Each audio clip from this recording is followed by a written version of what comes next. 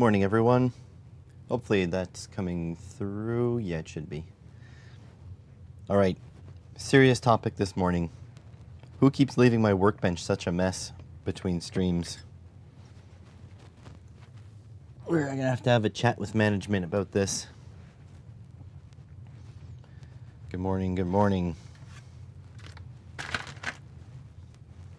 So yeah, someone very inconsiderate left all this stuff out. Like, were they not even thinking?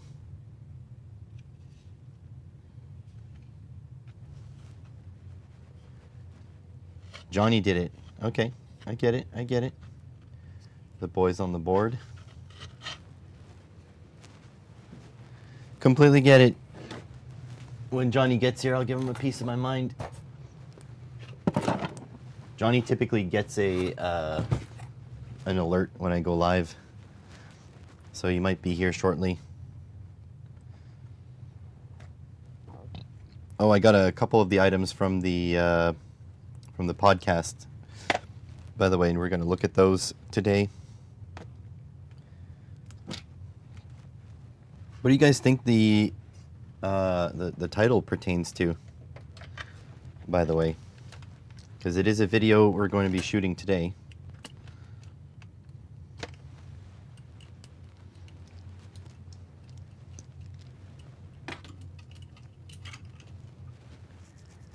All right, let's see if we can make our way through here. I guess I should put this away. Yeah, exactly, diodes. I bought some new diodes. I got some high current. Oh, Olympics. Wait. What was the title? Hang on. I don't know how this... One way only. I don't know how that relates to the Olympics. But no, not that. It's diodes. I've been doing some solar projects. Well, one solar project to keep my boat battery charged while I'm not there. And so, just messing around with diodes. There's a freaking bug in here. Get out. Got him. And so, yeah, I was playing with diodes, and I needed some diodes with some lower voltage drop. What am I looking for? Screwdriver. With the title, oh, should be called. Ah, gotcha. Now we're on the same page. Page 1.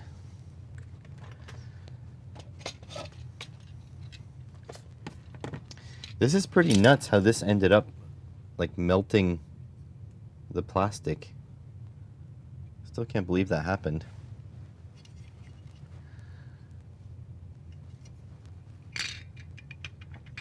Is anyone enjoying the Olympics? I'm not a fan. That doesn't mean other people can't be a fan.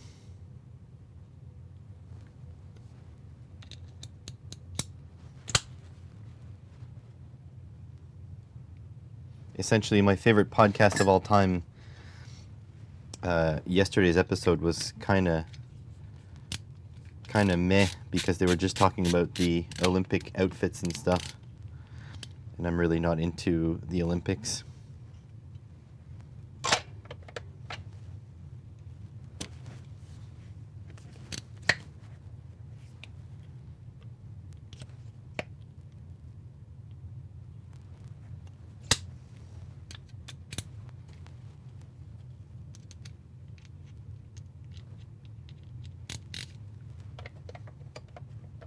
And the Olympics are in France this year.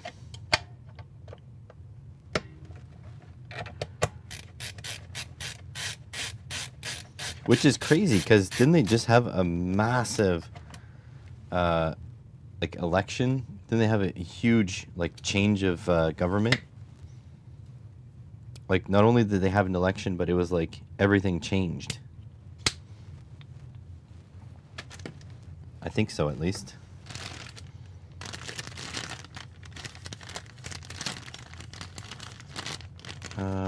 Yes, I do. I speak. I've been speaking more and more lately. For reasons I can't really go into on the YouTube channel. Well, actually, I can't. There's another reason, I guess. My new job, like with my new boss, a lot of our big clients have French employees, so we speak French to them. I'm speaking French a lot more to them. But off stream, I can tell you something else. I watch some events. Also depends if the BBC can sort out their coverage. It was terrible last time. Oh, interesting. There's often criticism about the American coverage, like not Canadian, like not American as in like Canadian and U.S., but I mean U.S. Because if the U.S. doesn't have a big showing in a sport, they won't show it. they just skip it, which is pretty funny.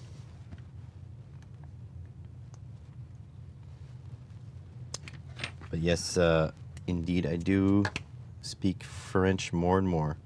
We here, if you look at a map of Ottawa, you'll see that it borders Quebec, and Quebec is a French first province. Big coordinated act of sabotage on the French high-speed rail yesterday put everyone on edge. Ooh, that's crazy. That is nuts. High-speed rail is something that I would very much like here for Canada. Because if you think, like, I live in Ottawa, so to get down to Toronto, the next major town over, it's 450 kilometers-ish, and our speed limit is 100 kilometers an hour. So that's roughly 4.5 hours to get there. Now, if you have high-speed rail at 300 kilometers an hour, that's much less time. Our regular speed rail will get you there in about 6 hours because they stop a lot.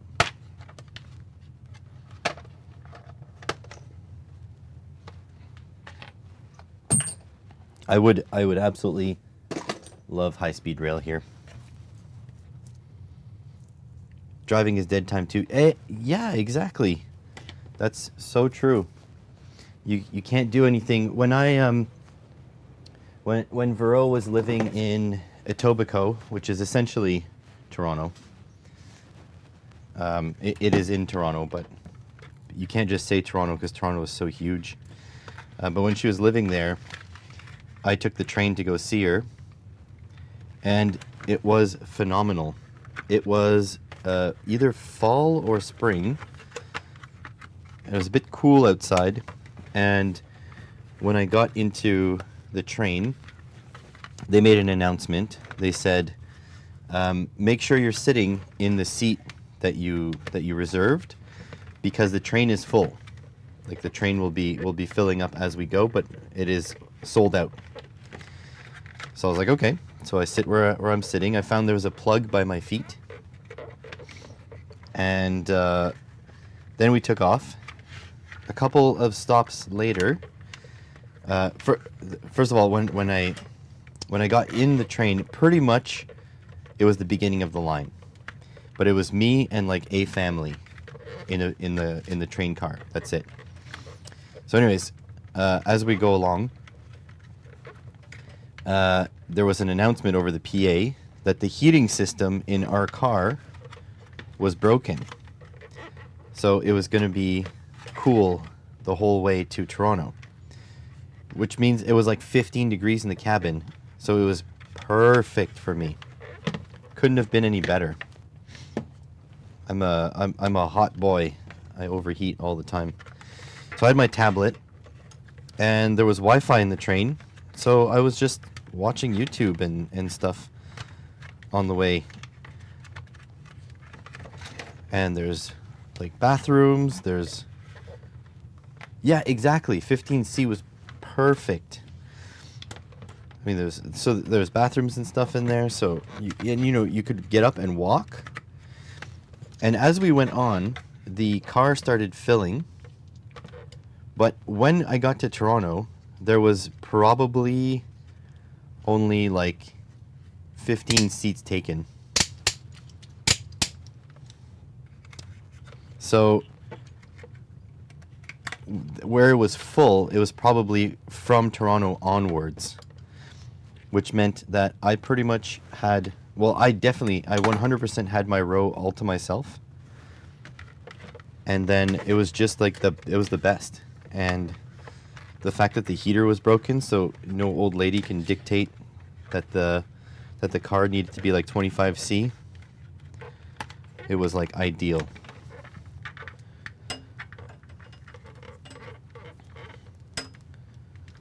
It was fantastic. The car, the train sort of had some sort of fault in one city, so we had to stay there 15 minutes more before we departed again. But that was such a small inconvenience. And again, like, it's not like a car. You can get up and move around. You can stretch your legs. I love the train. It's just, so when it's Vero and I going somewhere, taking the train costs way too much. Because then the, like, 2 tickets, like, 1 ticket is roughly the price of gas there and back. And so 2 tickets is double, right?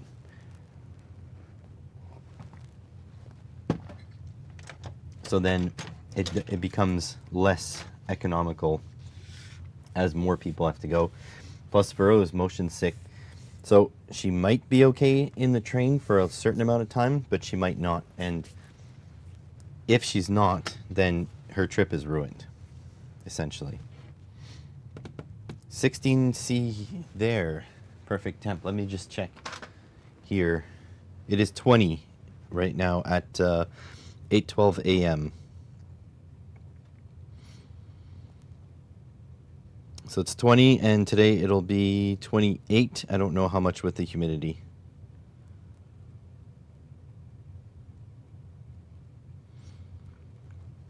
Oh, 29 today it'll be, plus the humidity. So hot. We've been in a heat wave for like ever. We've had reprieve of like a day or so, and then that's it. All right, so a couple of things from the podcast. This guy, an IC puller, actually two of these guys, IC pullers.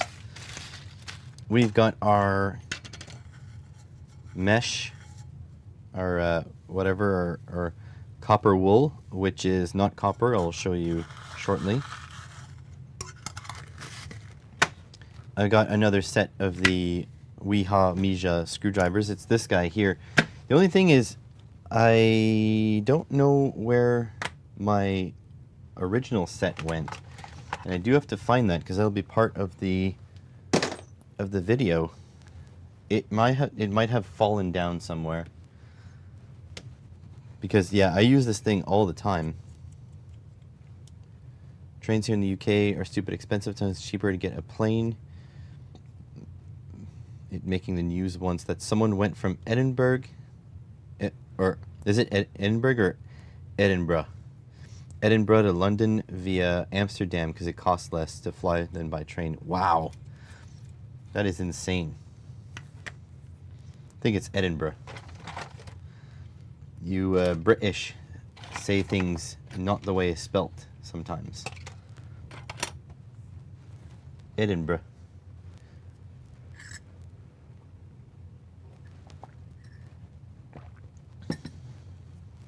But on the other side, so trains are expensive, but plane travel is inexpensive in Europe, at least compared to Canada.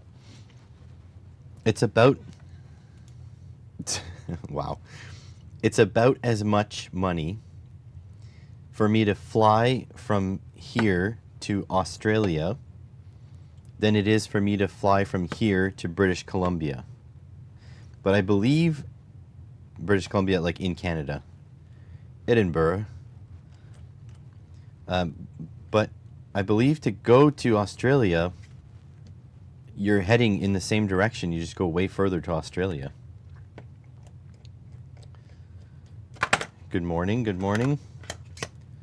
Bro, we're just talking about trains and how they're apparently expensive in jolly old England.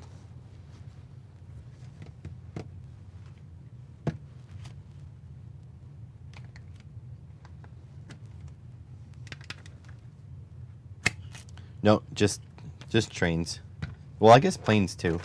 No automobiles though. Okay, where would my set of Weehaw screwdrivers have gone? So I have the driver, but where's the, like, where are the bits? Let me see if they're on the floor here. I need to put away my tools because Johnny also made a mess in my tool bucket.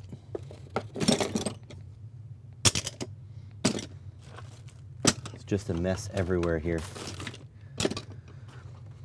I need an assistant, but first I need to be able to pay an assistant before I can get an assistant. Oh, speaking of paid, I have made a dumb purchase, but a good, I mean, it should be a good purchase, but it's not a practical purchase. And I think Vero's the one who made me do it. Oh, I was like, what the hell is this? So Vero made me do it. I blame her. Where are my freaking screwdrivers?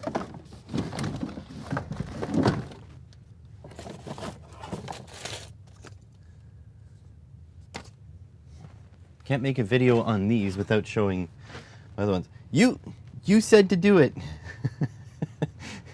It was Vero's fault.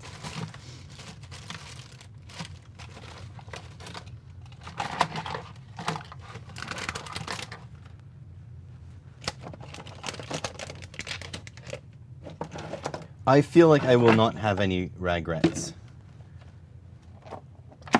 But the thing is, I had not billed PCBWay for like months. And then I did build PCBWay for months.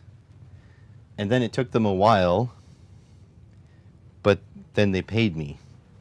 And so I have a big influx of cash that I already, you know, sort of, not that I forgot about, but like, you know, it's like earmarked. And then there was a sale. So I couldn't say no. If they're not overcrowded, overpriced, and I have somewhere to go, yeah? If a purchase can make you happy and enjoy things, then it's worth it. Yes, yes. So, how do I explain this? Okay, let's switch to the screen. So I need to find my screwdrivers after. So, we switch to here, and then we go to here. Hang on, I gotta put you in naughty chair for a second.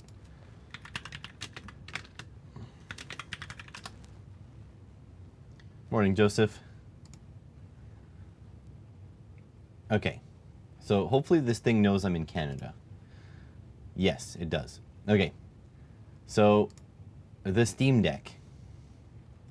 So the Steam Deck is basically just it's a full computer, like a full laptop, with a AMD processor, graphics card, all that stuff. Look at the prices. Okay, these are pretty good prices for what you get inside. So my ideal would be this one here. But $819 is a lot of money, right? So what you can do is you can get the old models. So This is part of the old model here, but these two old models, they have everything is exactly the same in them, except these refreshes have better screens. So everything's the same, but this is starting to look more reasonable. So I was like, oh, maybe. Also, it has eMMC, so you have to replace it with a SSD eventually. But then, if you go down here, certified refurbished. Now that looks like an even better deal. So exactly the same, except these are used units that Valve certifies to be good to go. And so this is what I bought. I bought a Steam Deck, certified refurbished. 350 Canadian dollars is not a lot. So 350 CAD to USD. It runs full-fledged Linux. Yeah, it's 250 US dollars. It's 350 Canadian. 350. So there's that, but there's also the fact that for my secondary channel, I'm trying to think of things that are low effort that I could put on my secondary channel and have a lot of views. And the Steam Deck, you know, there's a lot of views. Well, 1.7, Jesus, that's the initial launch. But like, I want to install like Batocera and stuff. And the thing is, it's cheap for what it is. Yeah, deck goes hard. So just the fact that you can connect this to a dock and use this as a full-fledged laptop. You can even install Windows if you want, but it comes with Linux, and apparently it runs really well on Linux. So just the fact that it's a full-fledged computer. Clockwork Pi products. I have not. Clockwork Pi. Is that your company?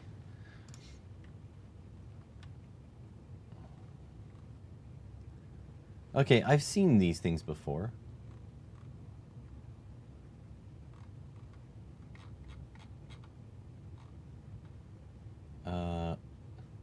Pre-order. That's not that bad. $200. It seems like you get a lot for your money.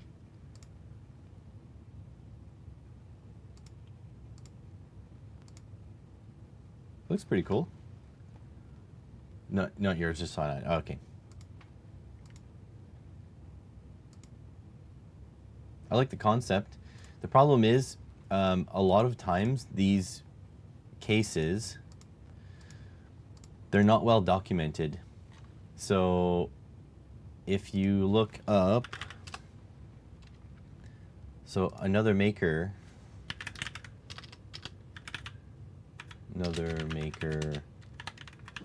cases.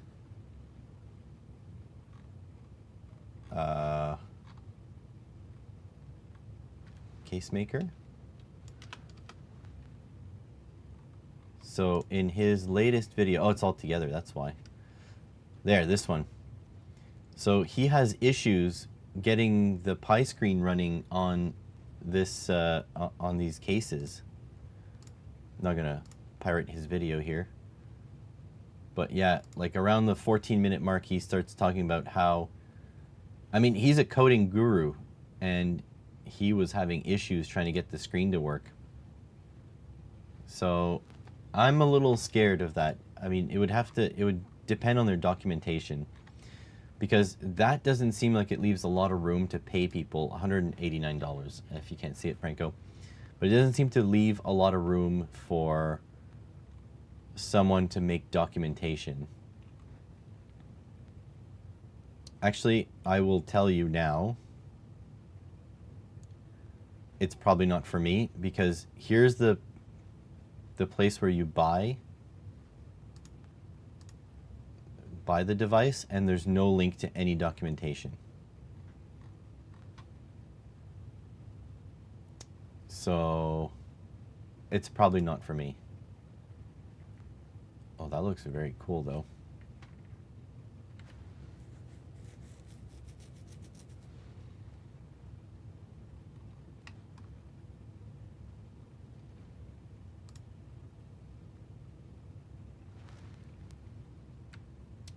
At that price, you'd want it to work out of the box. Yeah, the fact that there's no software download buttons anywhere, it's kind of scary. About.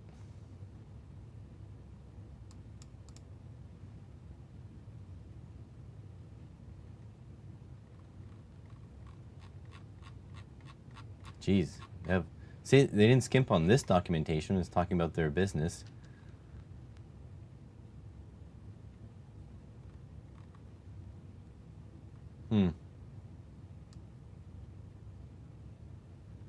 Interesting. There's a lot of negative stuff going on here.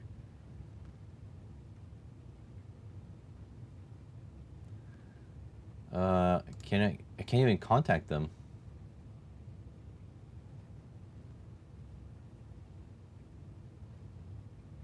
Contact. Consumer. I can send them an email. Maybe they want to come onto the podcast and explain themselves. Oh, here's the downloads.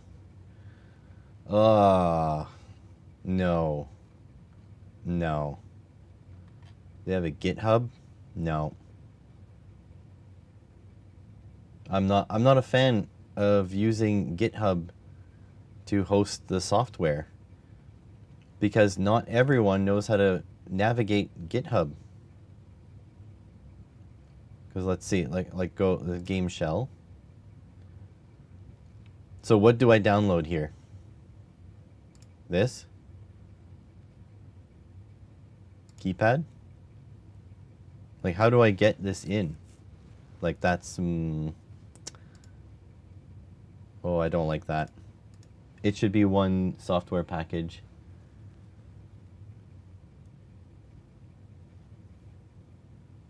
Yeah, stop updating. Yeah. Yeah, not a fan. Not a fan of this. I'm not. Anyways.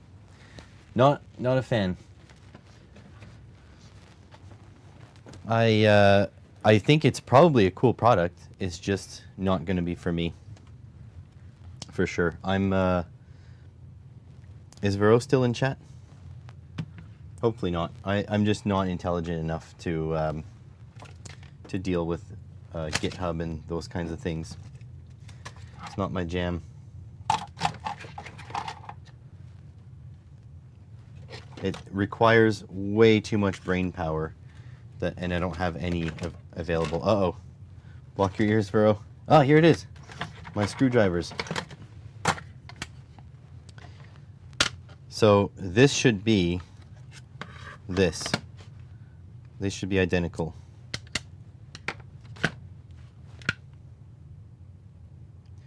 It's all in Chinese. Yeah, you see, yeah. So a commercial product, I don't know.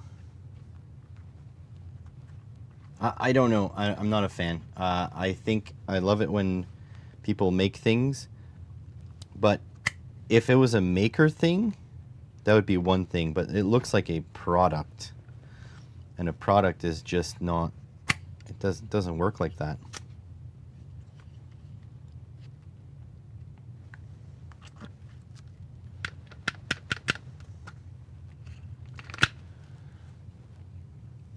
Where did I put all the other, oh, they're over here.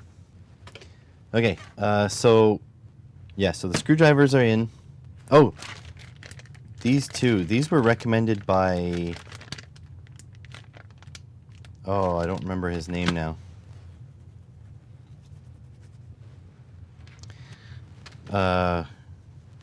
Jeez. I had him on my frickin' podcast. Unibyte. There we go. Unibyte made a video where he talked about these. He liked these probes. So these are going to be in the probe shootout. That came in. What else? I got these screws that are way smaller than I expected.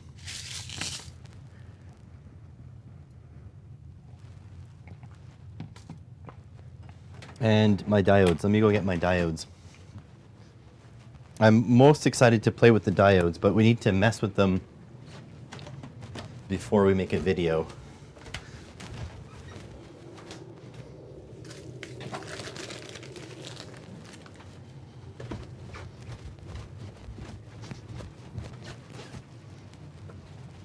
It's these guys here. So these are 30SQ040 and 30SQ050. So I want to see the voltage drop on across these, and also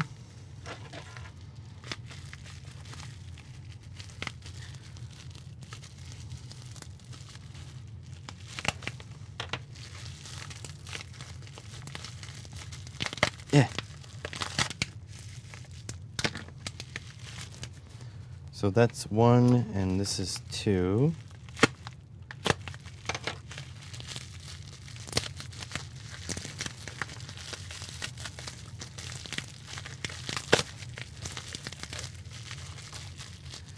You bought a thing the other day, wanted an adapter so I can use my Makita 18 volt for IV tools. Best quality looking one, a soft company called Sure Bonder. You know what? I just buy cheap Chinese adapters because mostly it's just like a wire-to-wire interface thing. Alright, so this is an ideal diode, apparently. This one comes with terminals. And then this one is also an ideal diode, apparently.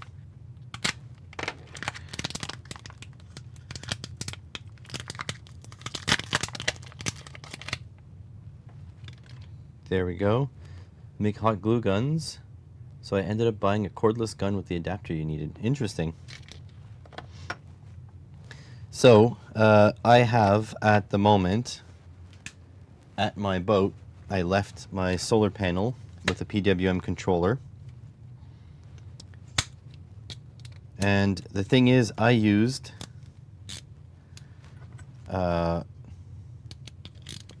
lower quality, lower power rated diodes there. And so I'm just wanting to test these higher draw ones. I want to see if they draw less current. So this is a board with a pair of, these are MOSFETs, but I'm trying to read the name. HYG011N04 or A3LHCLS1B. Might have to look for a data sheet on this one before I make the video. Check this one too.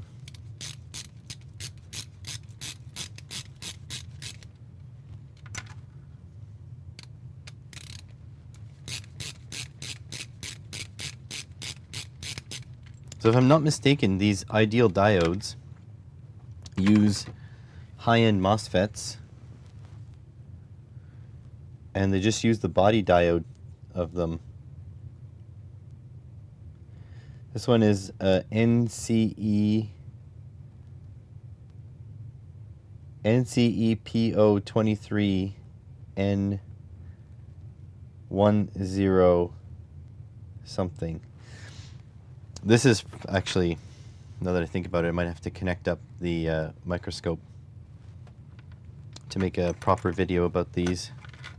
So might skip and do kind of like this video. I don't know yet. But we essentially have to mess with it before I can make a video.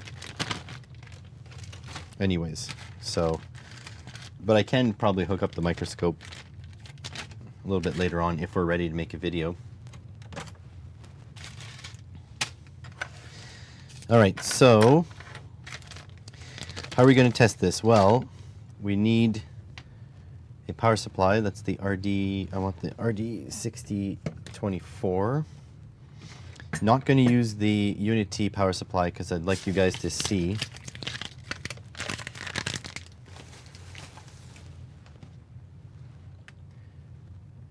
You rebuilt your first Honda ignition yesterday. Your element ignition went out when you were going to get breakfast. You had to fix it to get your biscuit. How'd that go? Did you pull the roll pin out? I hated those roll pins, but you know what? I had about a 90% success rate, but it doesn't mean it was any fun, you know?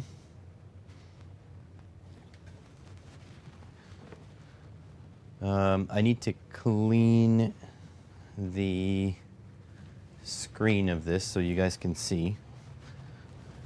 I'm out to get a paintbrush, I think. No, not here.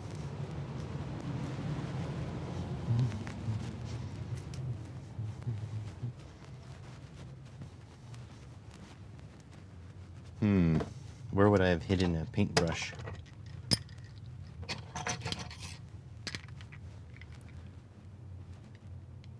Roll pin fell out. Oh, that's good. I think the worst part of the roll pins was having to fix it for an apprentice that boogered it up. Because I think that's the worst. Like if the roll pin is in rough shape, you can still get it out, but if it's been already messed with, that's when it's more difficult.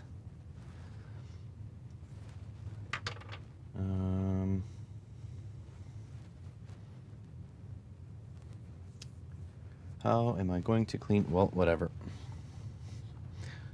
There we go. Made that pretty easy. Gonna plug in the power supply.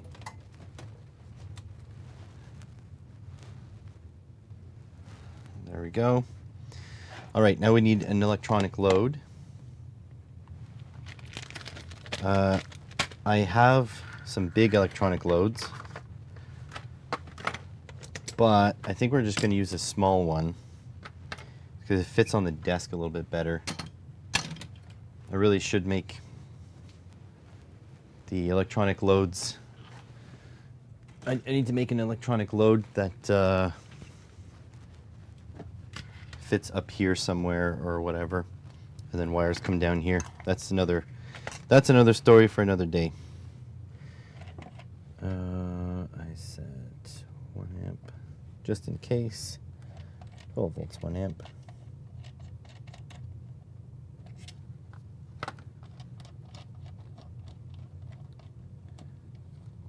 They drill them so that when the bit goes through, it touches the pin and spits it out. Okay, the older locksmith I know say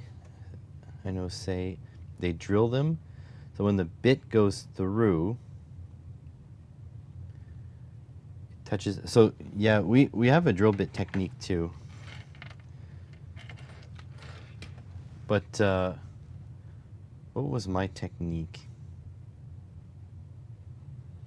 So I used to put a drill bit on a tap, like a tap handle, and then I would work it and pull and work it and pull just to try to grip it and pull it out. I think that's what we used to do. It's been a long time, I'll tell you. Let's turn this on. That is like not visible really.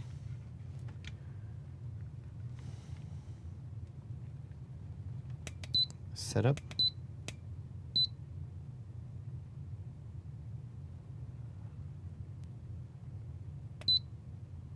How do you go to the menu?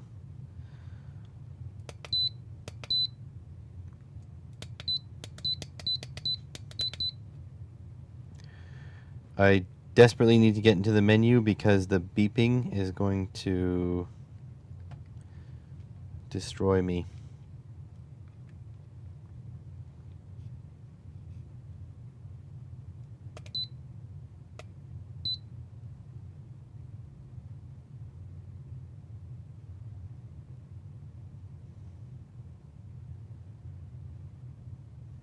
Come on.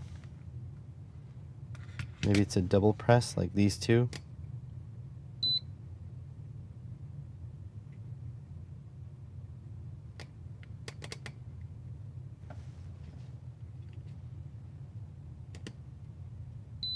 Okay, got into the menu.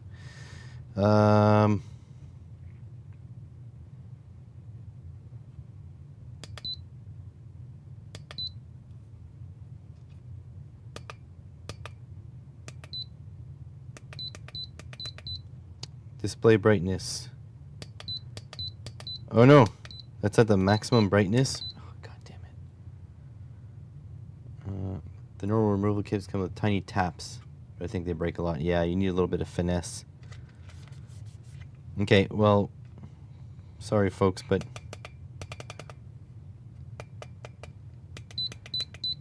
can I just change the beep though?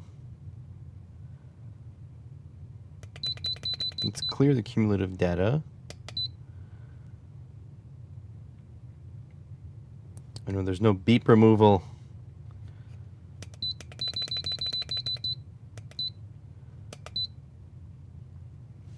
Well, that's a little bad, but whatever. Okay, so we need a wire to connect these. Even if we have to custom make a wire, that's not the end of the world. We'll just, oh my God, I'm tired. We'll just, yeah, we'll deal with it. Because we do have these terminals, but I mean, don't really need them because I have fork terminals that should work. Let's see, what's this? I should have 4-wire measurement terminals too. Okay, so this would be fork to these lugs. I have, these are, this is 1/2 of a 4-wire measurement setup. So that's good. Can use that.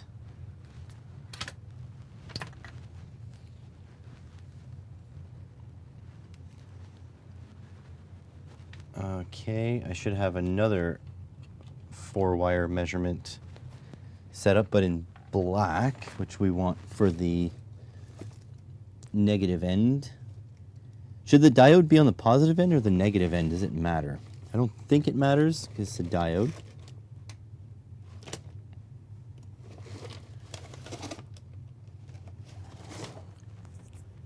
Okay, here is the other half of that.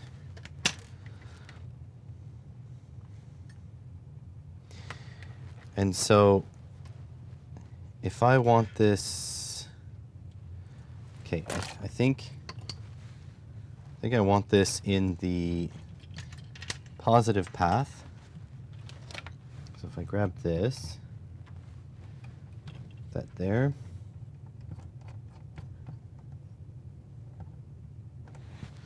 And then on here, the outside wires, that's I positive outside wire here. And then I need my trusty kit.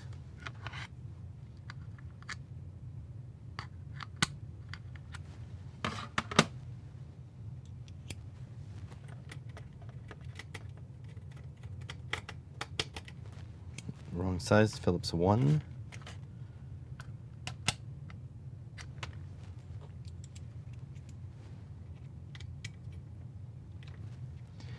That. This is voltage sense here.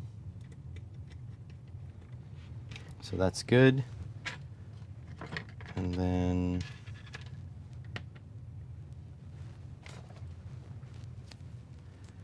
So for my current,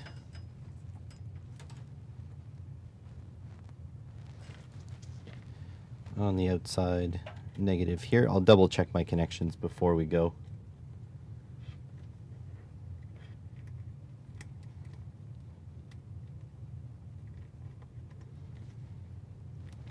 I think I asked you before, Joseph, but do you know a source for the for just the tumblers, for like the tumblers to recode the locks? Because I know I can get them from the dealership, but they're not for sale to the Gen Pop, you know? I'd have to pull some strings, which I could still pull.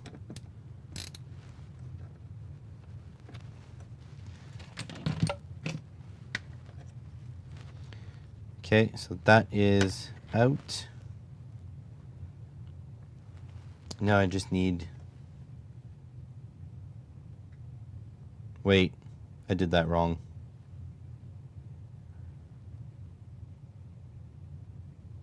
Moment. This goes to negative, I think.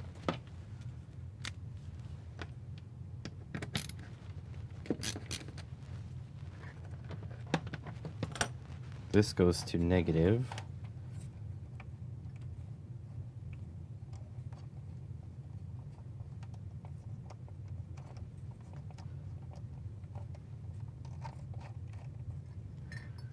I think I did it wrong. Hang on. We'll find out shortly. Okay, now this positive from the out to there, and then I need a positive from here to here.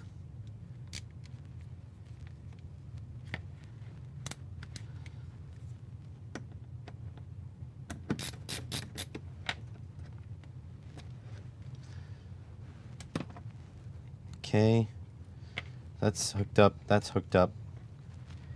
I just need a positive from here to here. So I need one hookup. So that should look like a banana, but it'd be like a high current banana to a, should be a banana to a terminal. So let me look for that. Oh, one of my banana wires fell. Oh, that's because the mount I built is not strong enough. All right, so need a high current wire. That's an HDMI, it's not a wire at all. I should have one here.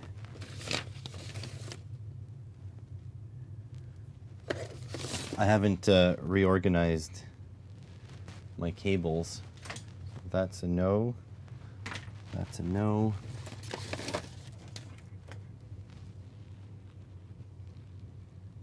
That's a no.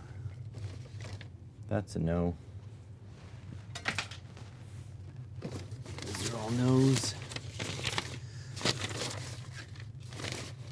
Do I not have a high current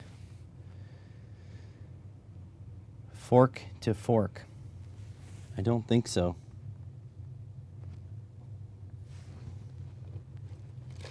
I have like low current forks, like those. Okay, well, I need to build another cable, which is good. It's good to do this now before the video.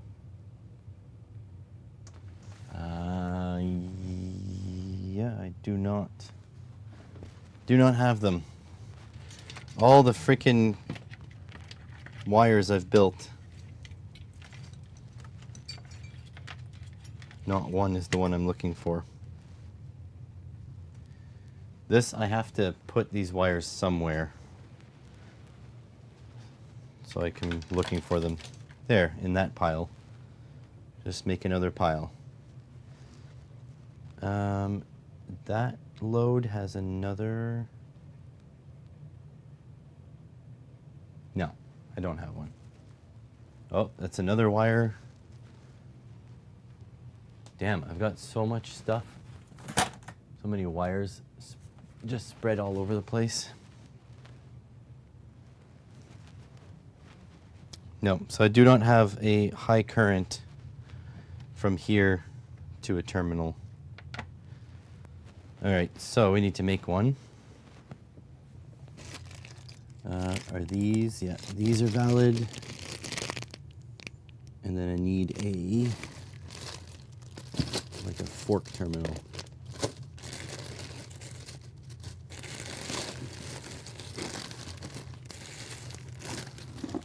This guy. Actually, I'll just make fork to fork. It might be easier.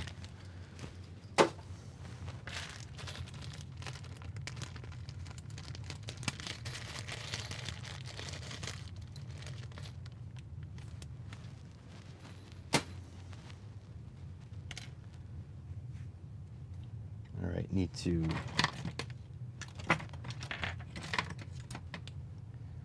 could I just use one of these? It's thin though.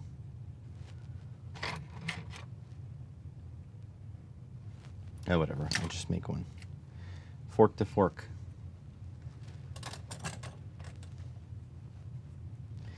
I like pulling the insulator off these things. Makes it a little bit easier to crimp. At the same time, I can use my heat shrink.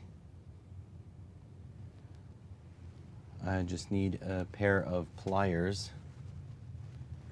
Or if I'm lazy, I can just use whatever. Oh no, I didn't realize they would open. Dang it. Once again, I wish I would have gotten organized. But I have not. So this is what we get.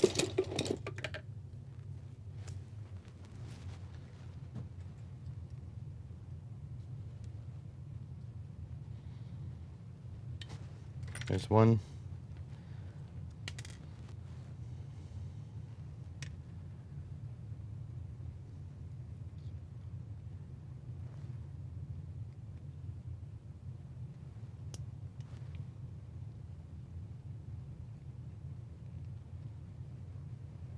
There's two.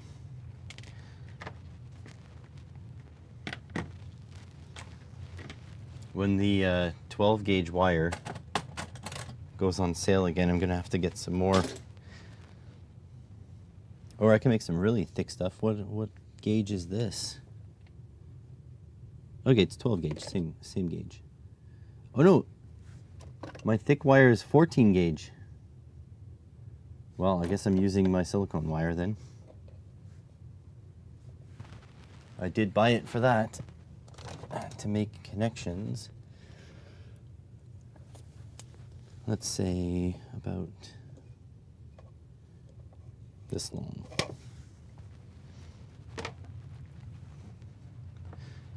Will these even fit? 12 gauge? Oh, not easily.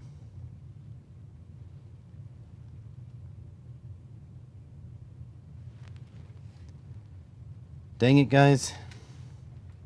Whatever. Let's see if it'll fit.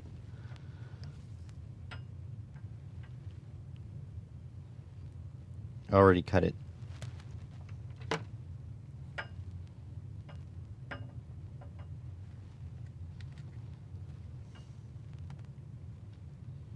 Yeah, this is a tiny, tiny opening.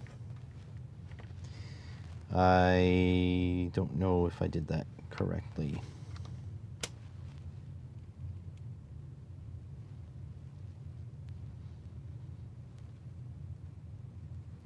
See if I can open it up a little bit. I can fit the wire in. Almost.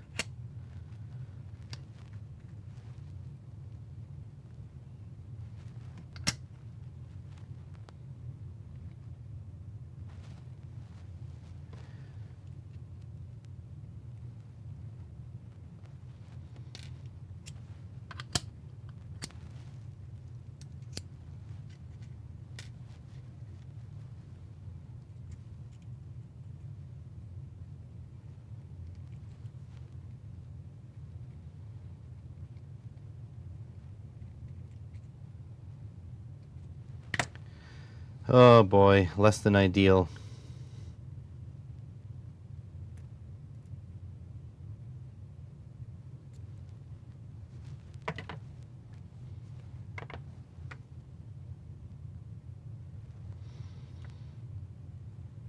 And as soon as you take the insulation off these guys, they spread out like crazy. Need a little bit more opening.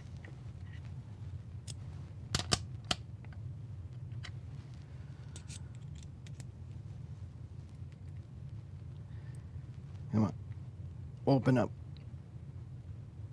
I'm already knackering this thing.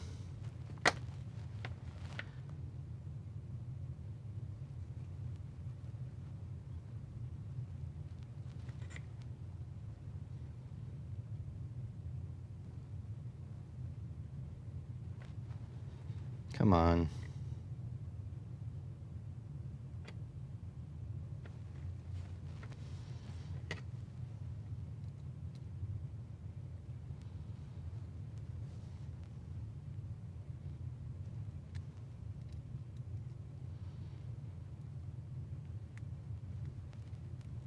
I think I must have gotten it now.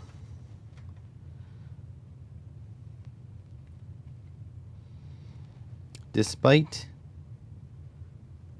ordering stuff from AliExpress at a eye-watering rate,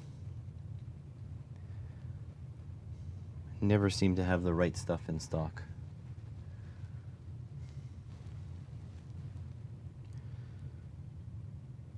Now I don't really have a crimper suitable for this.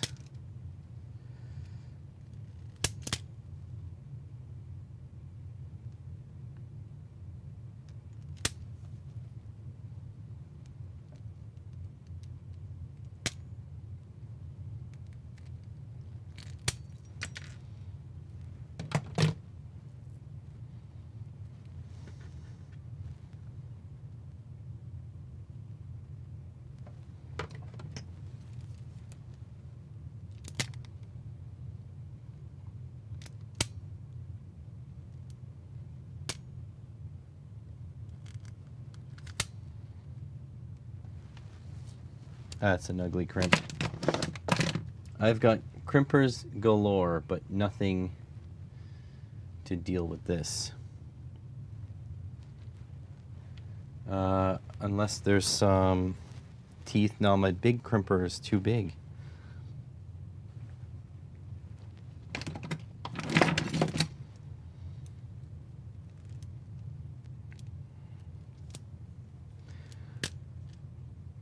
See if I can give it a initial crimp, and then I might just solder it.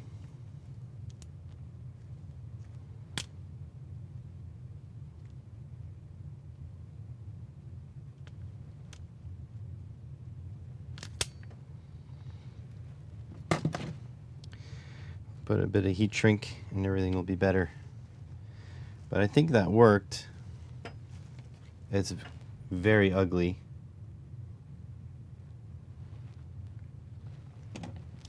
But it'll definitely be well electrically connected for sure.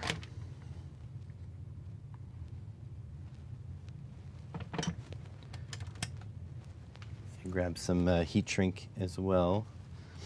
I think this size will be plenty.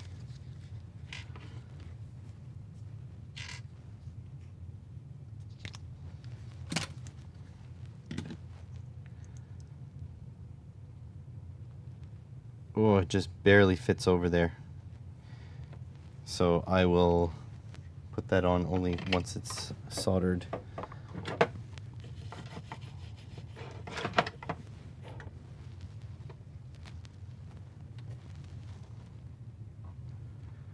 I think Franco may have fallen asleep on us.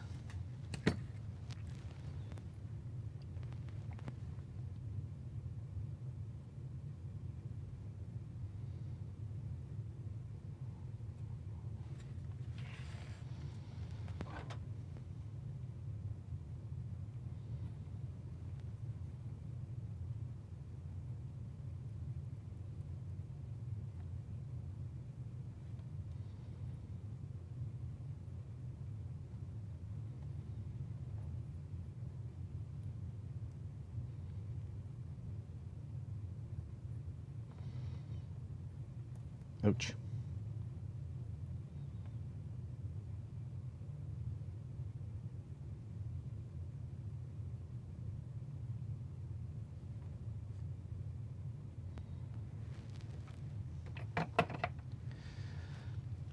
Okay, like this needs to cool before I could put it together with the heat shrink, because the heat shrink will barely fit over.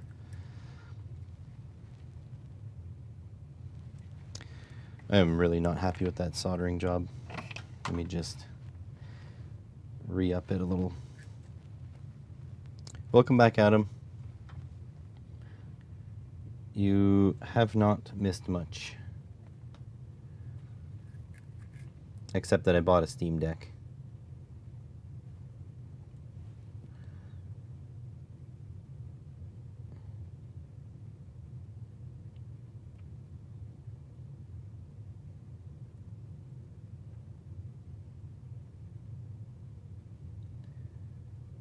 Come on, get in there.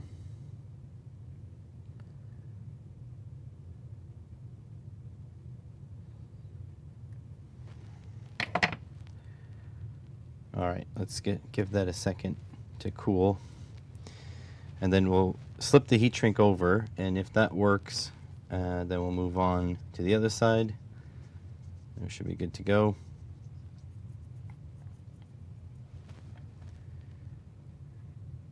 Yeah, this heat shrink. So this heat shrink barely fits over the end here. It's like very close. So if I get it close to that heat and it shrinks just a little bit, we're done for. So I need to give it a moment.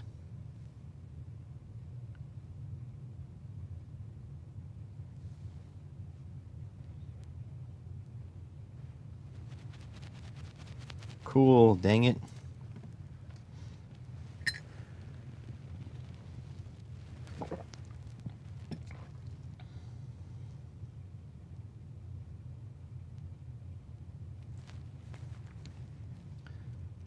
I think we should be good. Gotta do this quick.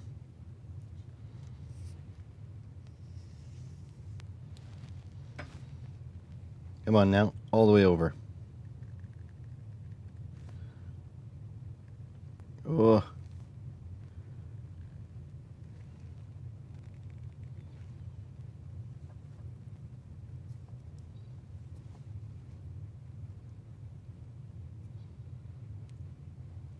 There we go. Barely fit.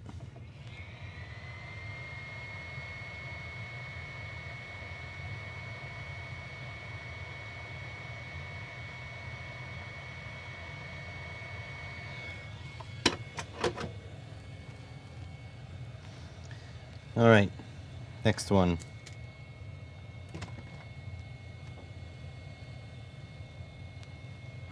Where are my snips?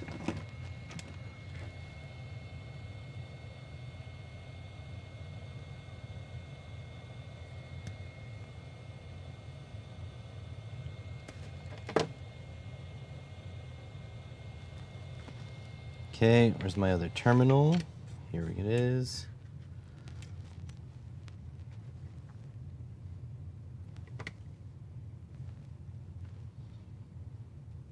It's not ideal.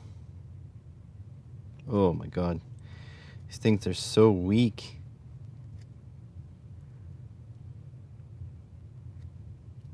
There you go. Open one wing, open the other wing.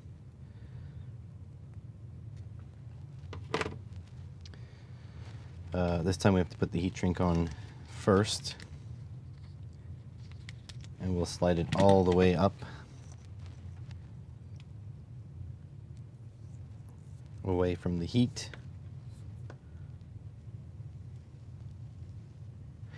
But in the end, if it doesn't shrink down, it doesn't shrink down. Not that big of a deal.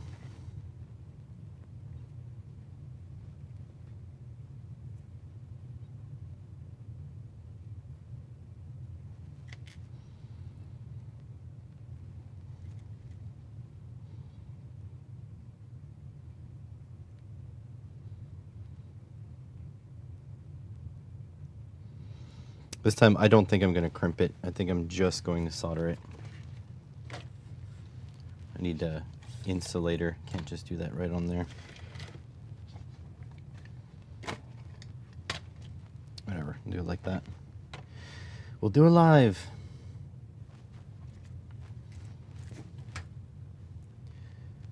M5 nephew just noticed I had the Mercedes Lego F1 after seeing the box on the landing, then saw my Lego Technic cars. Oh, nice. Gotta love Lego, right? It's not limited by age.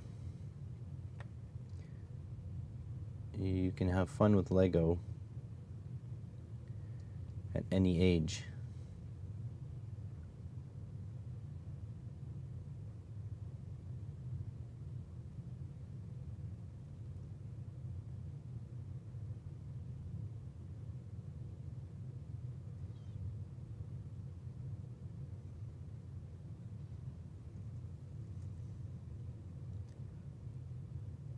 So much better solder job here.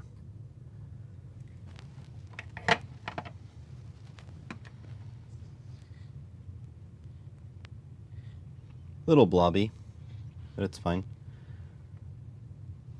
Not all of yours. Oh yeah, I mean, I honestly, so my nephew, he got some fake Legos for Christmas, his birthday, I don't know, something. And I was messing with them, and they fit together like junk. However, the stuff I've been getting from China, it fits together really well. So that's been nice.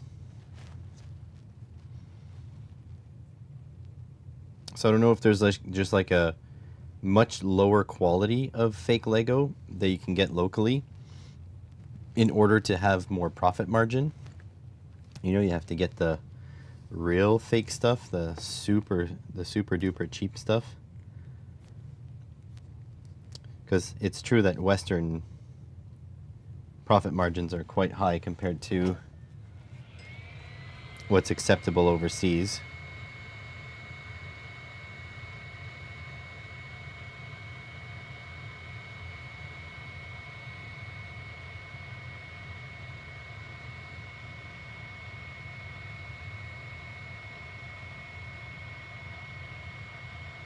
There we go. I think we're good.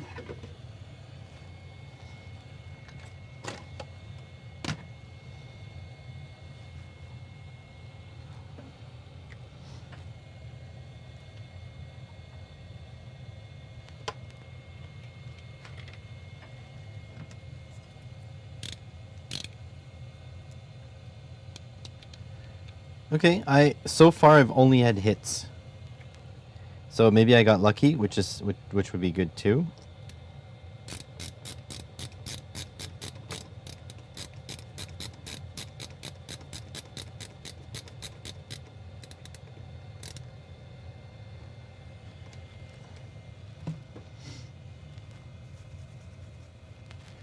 Every time you get stuck programming a controller, I go out and rebuild another Lego City kit from your childhood.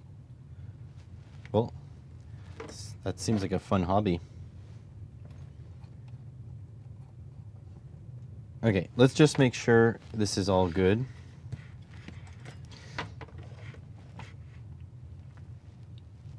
So, positive here, through the in of the diode, the out of the diode, then to the electronic load, then out of the electronic load and into there. Okay, and if I just move, so constant current, let's say 1 amp, and then we can look at the temperature of this. Hopefully, so I charged the Unity battery. Okay, it's fully charged. I left it out of the tool. So we'll be able to take a look here.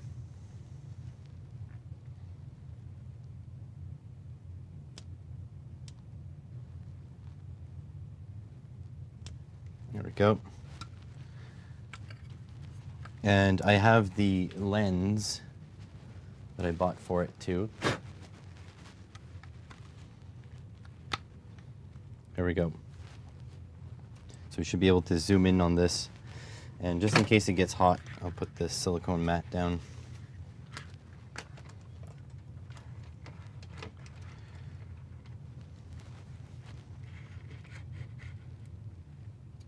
Okay, so there, look, you can see really close up. Yeah, it might be too macro. Let's see what it looks like without it. I think I prefer without it. All right, so the current limit here, I'll put it to the 24 amps because I won't need it because this is in control. Turn this on and start. So we got 1 1/4 amps. And so far, this is not even warm.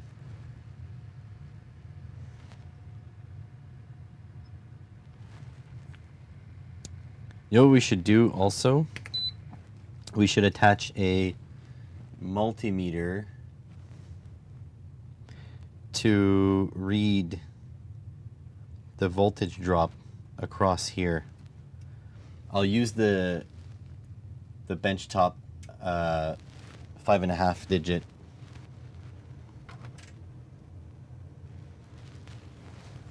So you guys won't see it, but I'll call it out. But I really want the extra digits here.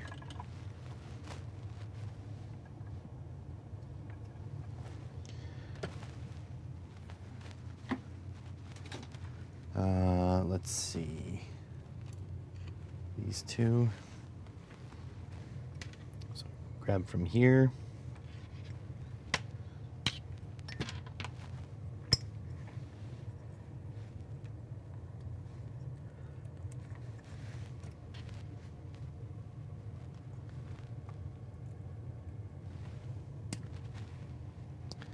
And then grab from here.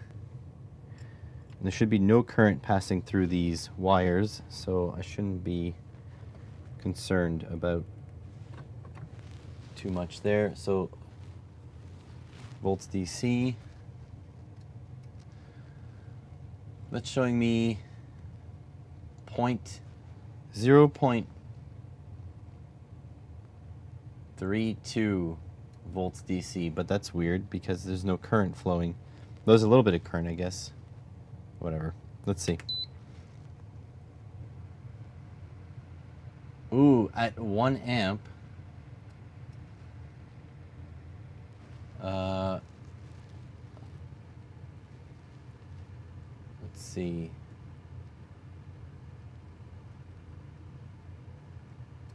I'm getting pulses. I guess that's the current regulation.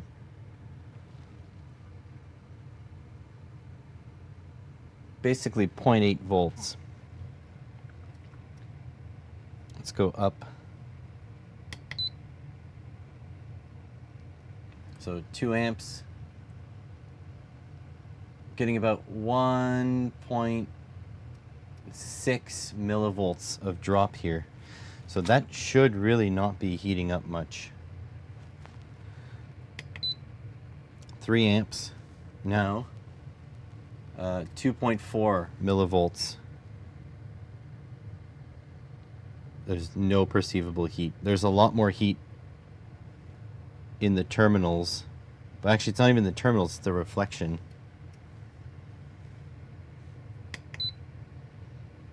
Okay, 4 amps here.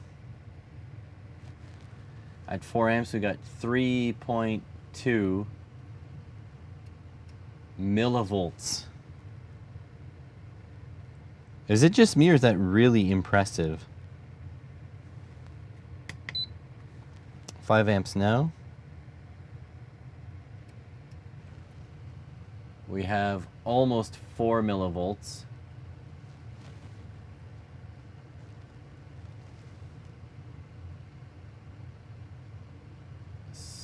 Oh, but I get a pulse of like 65 millivolts.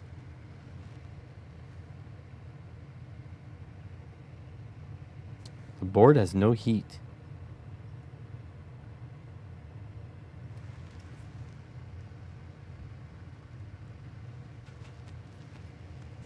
Range auto. Speed. Is there like an averaging? Anyways, almost nothing. 6. Here, I'll just go up to 10 amps. So 10 amps, I want to stress this as much as I can, essentially. At 10 amps, I'm getting 8 millivolts of voltage drop across them.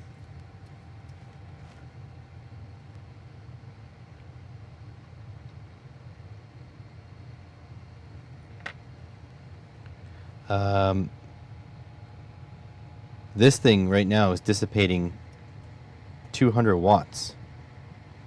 Or, sorry, 120 watts. But, like, I'm touching the MOSFETs, and I end up leaving more heat with my fingers. This is crazy. This thing works really well. I'm getting close to the limit here on this. So I have 12 amps coming through. I'm getting pulses of like 24 millivolts. Might have to put an oscilloscope on this. Try to understand what's happening here. Is it this that's doing the regulation like that? But yeah, I'm not seeing any heat here. My wire is hot. You look at that.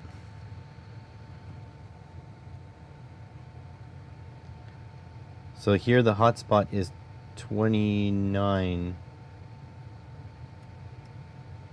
No, 28 is my wire. Silicone wire, is it hot? Nope. Yeah, these wires are warm. But they're carrying 12 amps through them. If I go dual.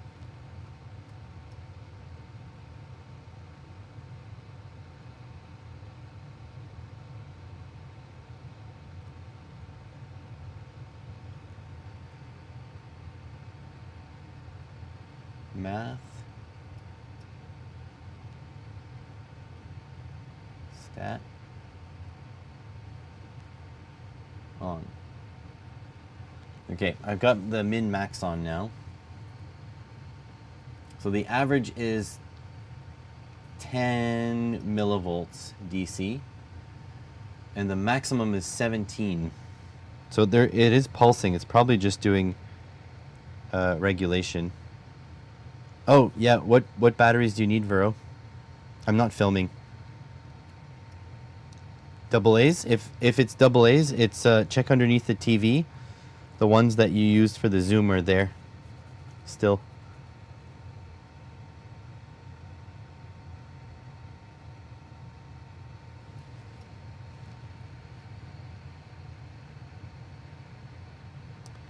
So yeah, my wire is getting like 34 degrees. Those are a tight fit in. Is it for the clock? Okay, you got it.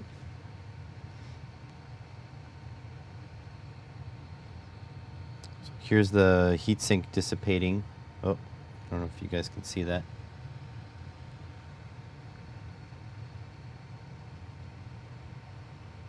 So my bench is heating up because this is blowing heat everywhere. So let's see. So I got a max of 91 millivolts and a minimum of 9.6 millivolts. So there is some regulation going on here somewhere.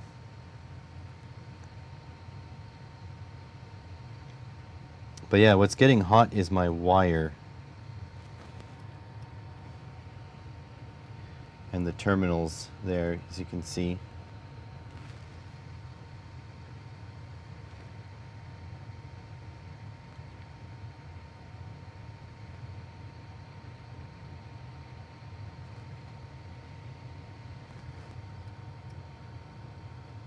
That is incredible.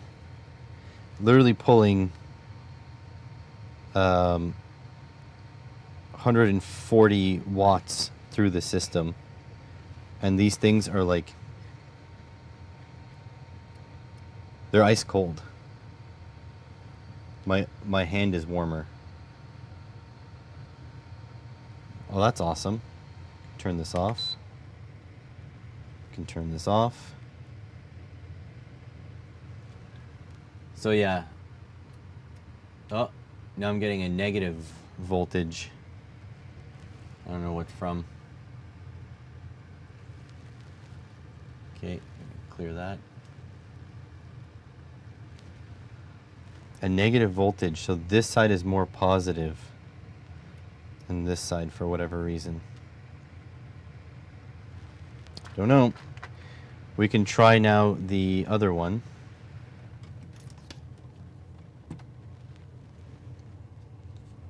Because this will be the exact same setup. Ugh. Yeah, that's incredible. I can hardly believe that.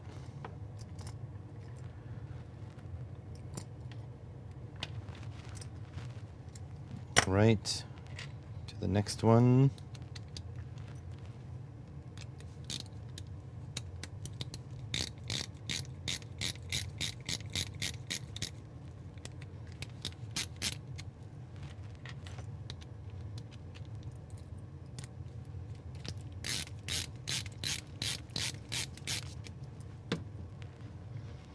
All right, so this is the outside.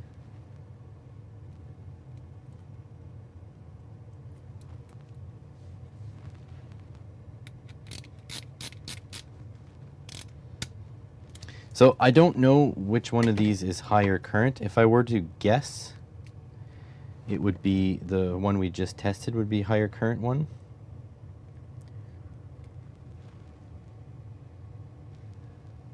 So at the moment, the multimeter is reading a negative voltage. I don't know why.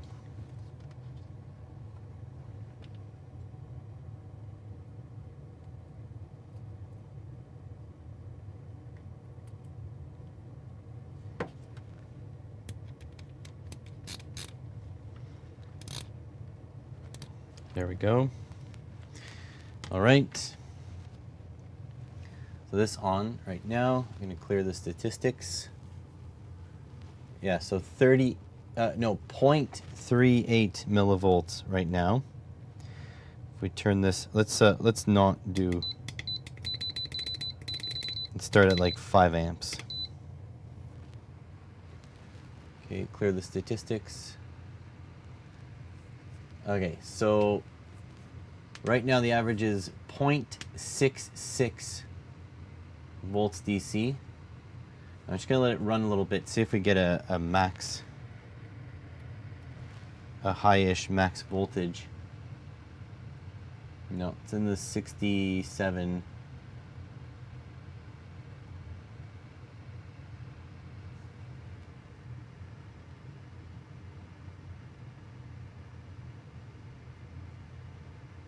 Hang on a sec, let me switch back to DC volts, speed, fast, because I want the average. There we go. All right, so let's crank this up to 10 amps.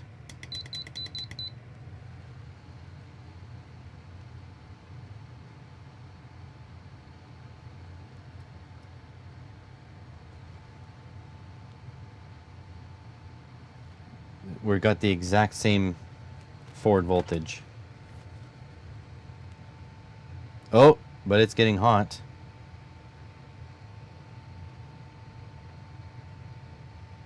This one's it's reaching 90 degrees C.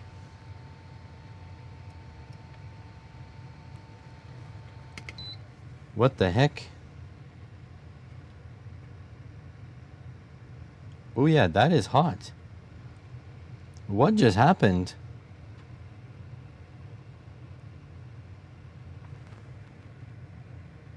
How come this one didn't heat up at all? But this one got super hot. We in the right direction? Yeah. What?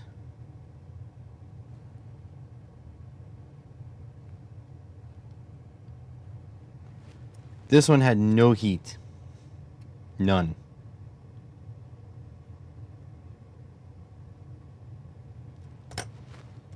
This one got incredibly hot right off the bat. What is going on? At 10 amps. What's that climb? 50, 57, 60, 65, 70, 75.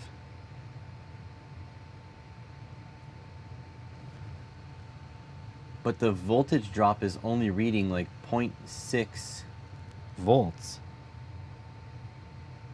90C.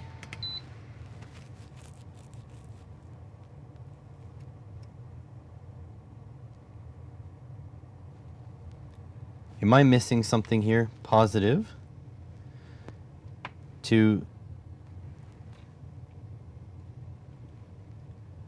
That's the correct side of the diode. Then to the in here, then the out to there. What the hell? Let's do a little bit of investigation here because something's not right. Turn this one off. Leave this one go. Let me see if I'll track down which ones they specifically were. My orders. 2.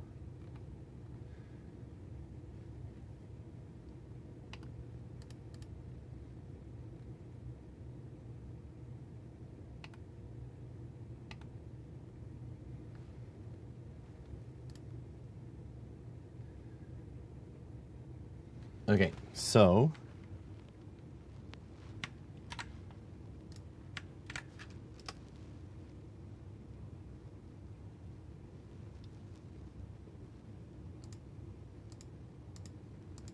this one is the other one. This one heated up, but this one did not. Okay, let me go back so I can see chat.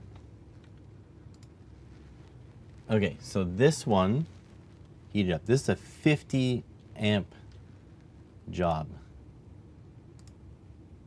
I paid a lot of money for it too.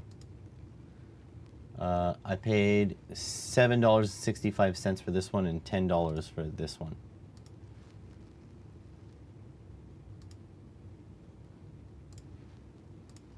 Okay, so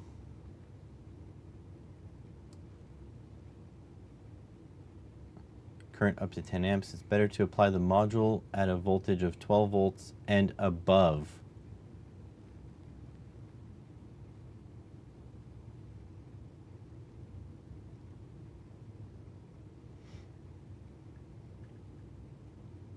Okay, maybe we need more voltage.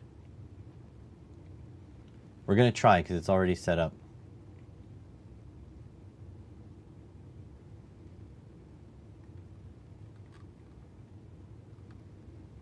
It says 9 to 80 volts.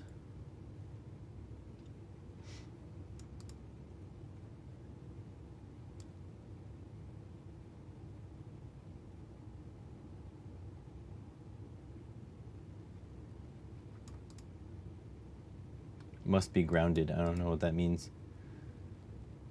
Oh, wait. Maybe it needs to be on the negative side. Okay, so I'm going to... Hey, Curtis. So we're going to retest this one. First at a higher voltage, then also on the ground side. So we'll check that. But this one here... So I got this one, 60 amps with binding posts. So this one here.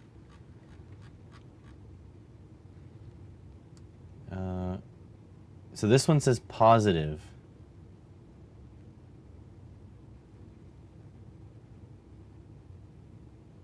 Okay. Okay. Okay. So we're going to test again. Let's test this again.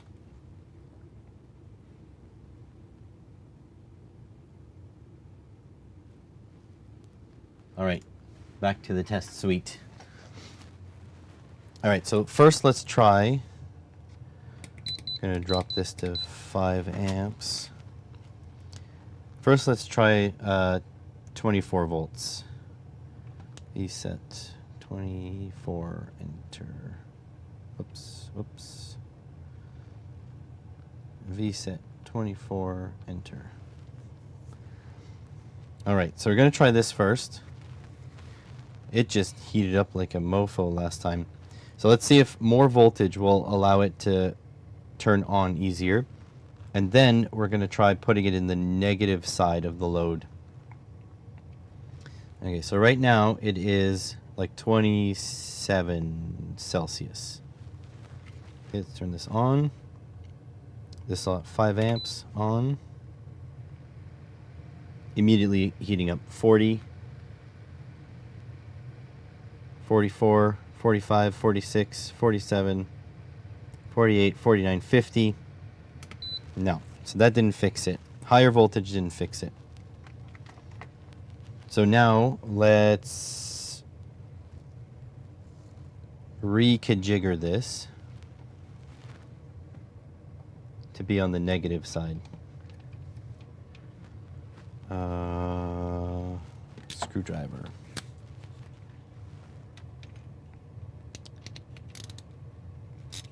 Okay, so this should go over here.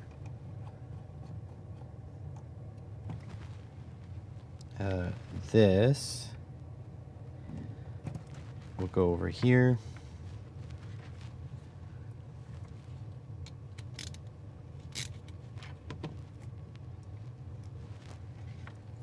So this is the in.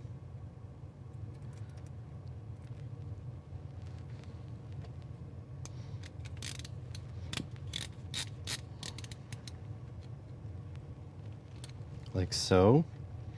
Then the out, this needs to go to ground.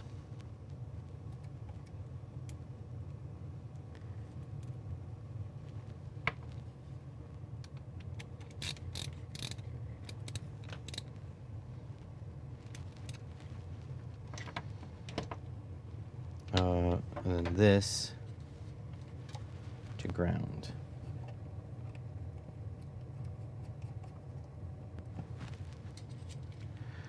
Okay, now let's try.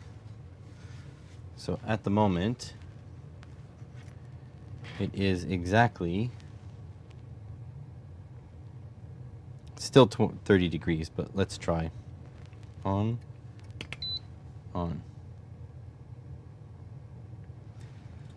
Voltage drop is averages 0.46 millivolts.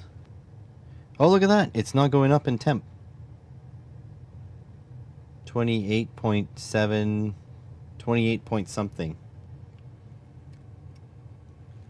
How's it going, Johnny? I heard that you were the one that messed up my workbench. All right, let's go up. Oh. Oh, it turned off because we're at the current limit, at the... Okay, hang on. We gotta... VSet 12, enter. Okay, let's go up.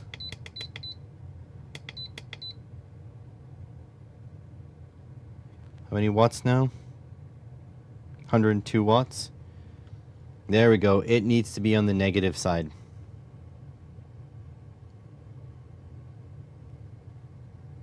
So that was the issue. This needs to be on negative side, where the other one has to be on the positive side.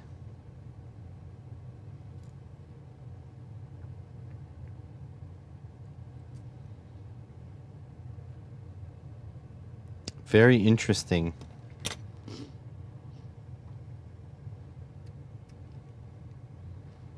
Because now, if I go up to the... Can't even see the watts on this. What? Why is this saying...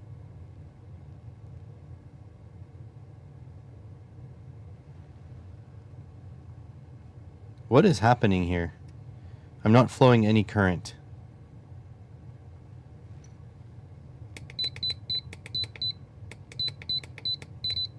I'm getting... Okay. Hang on a sec. Power is going from here into this and then out to here. And then from here to here. Is this not turning on?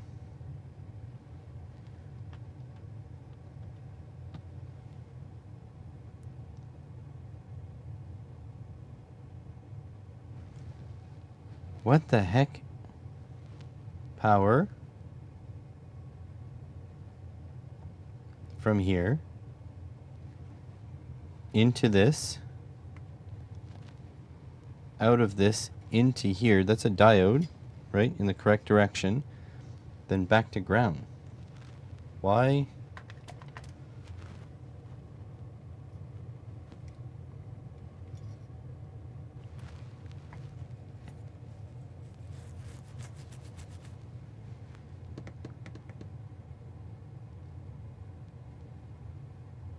Is the problem because it's an electronic load?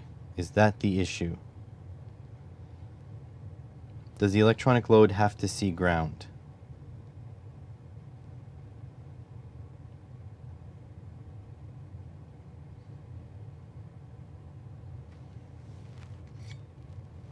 Hang on. Okay, out of here into the load. The load is reading voltage to there at least, through here to ground. Why is it not flowing current?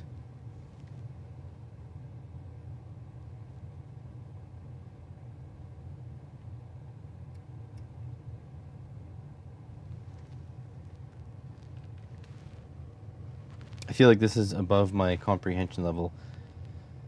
Is 24 volts not enough? VSET. I don't know. 40. Okay, this freaked out.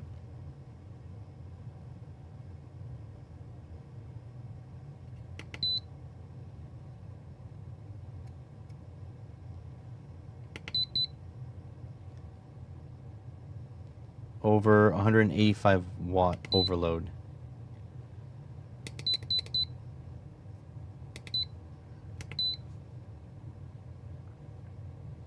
Okay, now it's flowing 34 watts, but this isn't flowing any watts.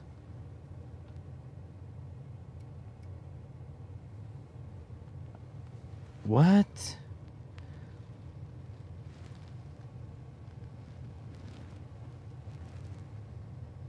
What is going on? That has 40 volts across it. This only has like 38 millivolts.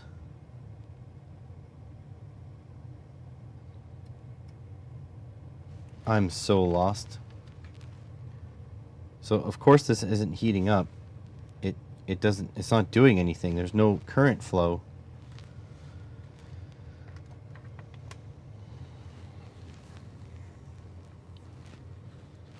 What am I missing here? Is it the load?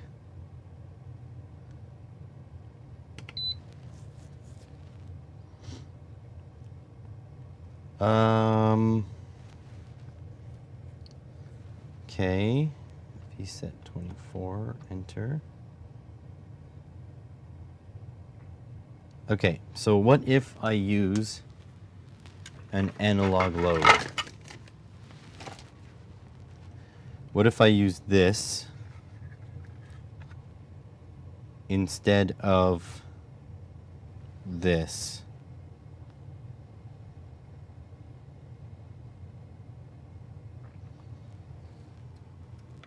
I am at a loss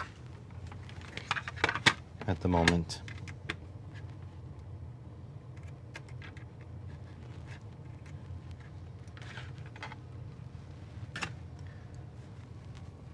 I am not understanding what's happening here.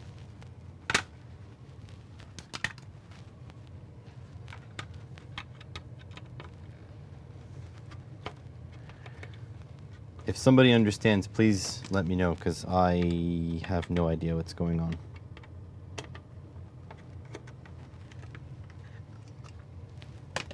Okay, turn this off. I'm gonna just swap these.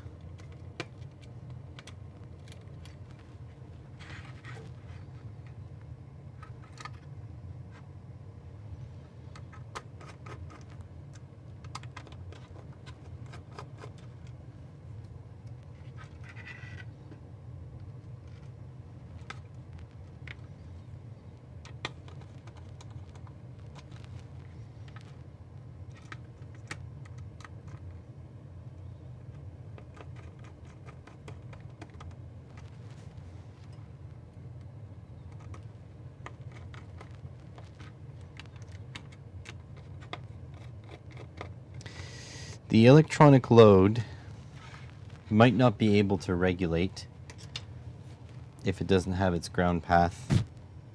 I don't know. I am going the correct direction though. I know that for a fact. Okay, so we need 2 light bulbs, which is in the 12 volt pile.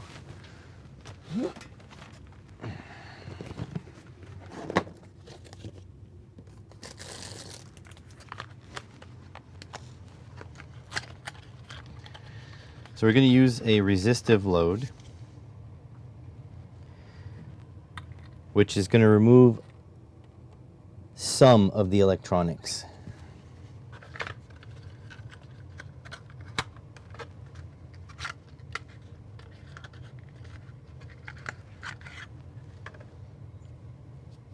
This is still an electronic load, so, or an electronic power supply with regulation.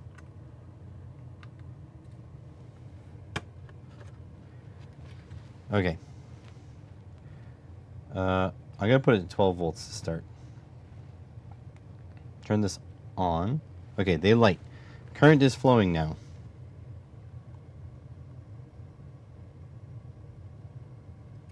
And temperature is rising quickly.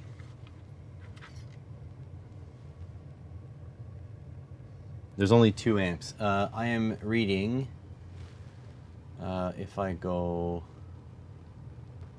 math, stats, clear. I'm reading an average of 0.6. Oh, no, this is volts DC. Oh my God. So 608 millivolts. That's a lot. 0.6 of a volt. This has a standard, like, Schottky voltage drop.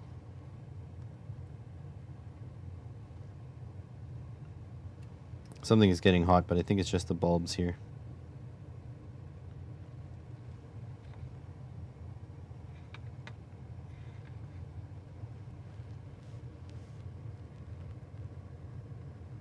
So that's weird. Maybe 24 volts.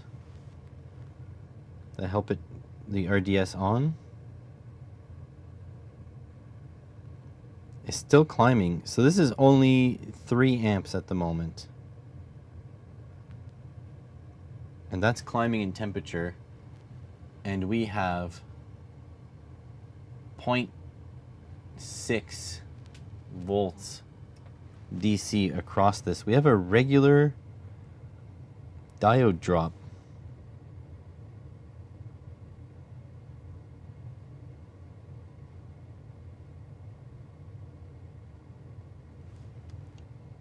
Why? Why would that be? Why wouldn't it have a regular ass diode drop?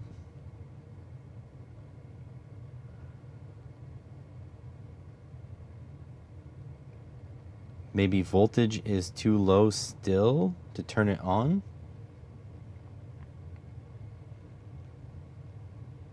I'm so confused. So yeah, we're showing an average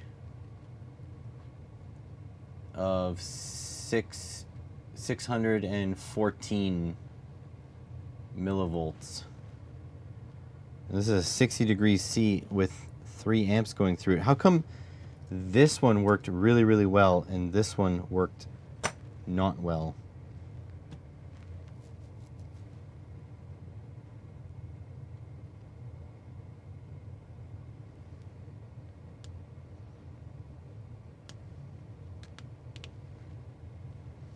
Something is wrong here. Maybe I got a counterfeit MOSFET in here. That's possible.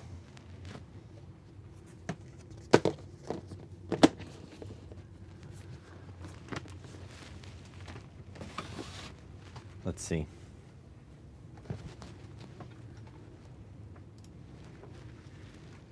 This one.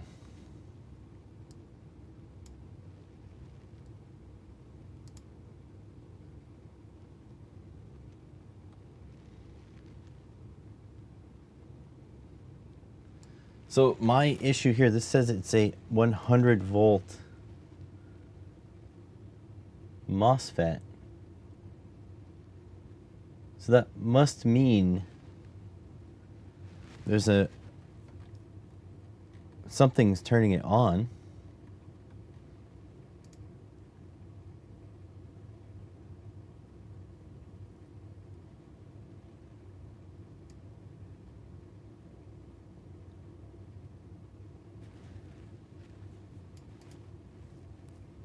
The management IC will not work when there's no power input.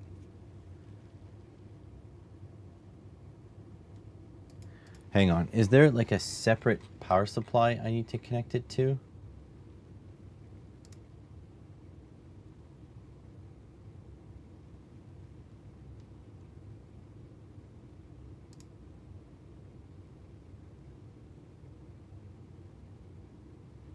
There are ground terminals here. Do you have to put V in?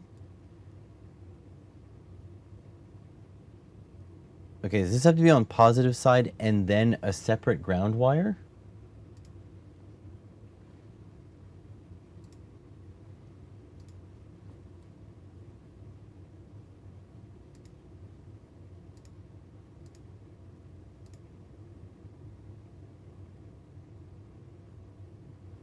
Is it possible I have to connect a ground wire here?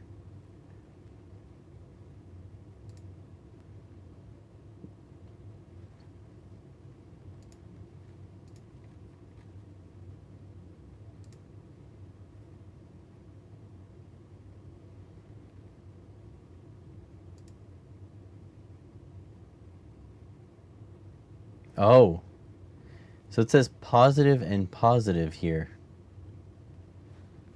So maybe that's what it is. You need to run a separate wire to ground.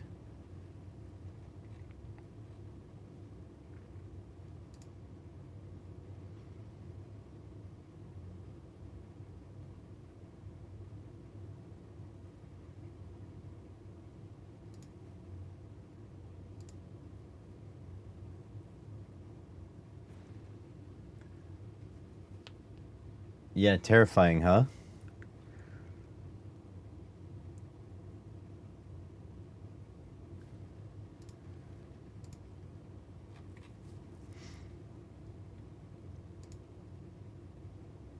Yeah, it looks like it. Okay. Okay.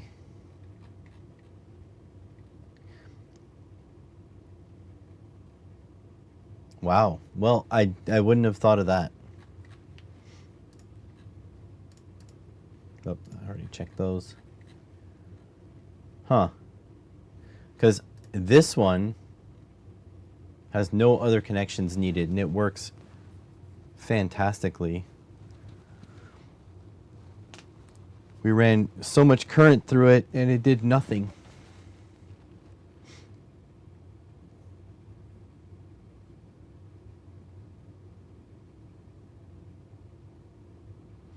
Okay, I see. Some of them are no grounding. Okay. And some of them need to be grounded.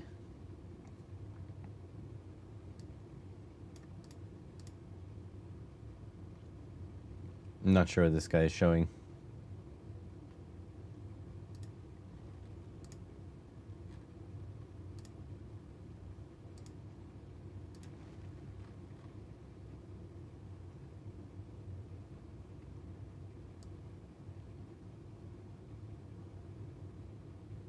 Yeah, it does not need to be grounded. Okay.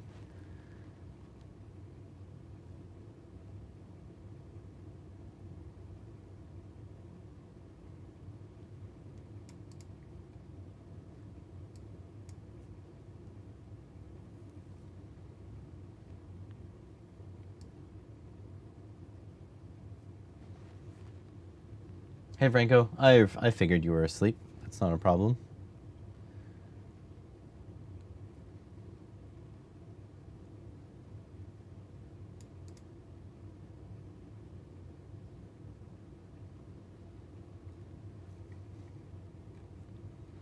Okay. So that is the issue.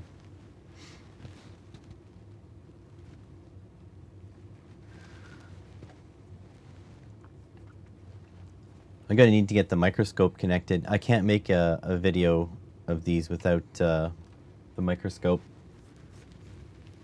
because I'm gonna want to show the numbering on the MOSFETs. All right, so next thing I want to test though is the diodes. I have power diodes here.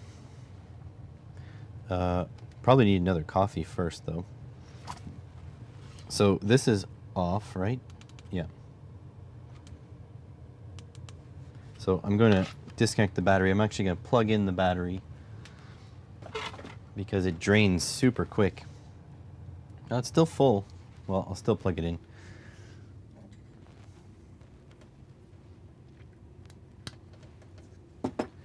Because next thing is these guys. So this seems to be a 50 amp and this seems to be a 40 amp diode. Big boys. I just need to figure out how I'm going to connect this. First of all, I can get rid of this stuff. Put it all back into the electronic load. That's good to know though, that some of these diodes you need to ground. So that's going to be part of the video for sure. Let me just reset all this. So we've been working on a video for over an hour. We haven't done any video. Haven't even filmed anything yet.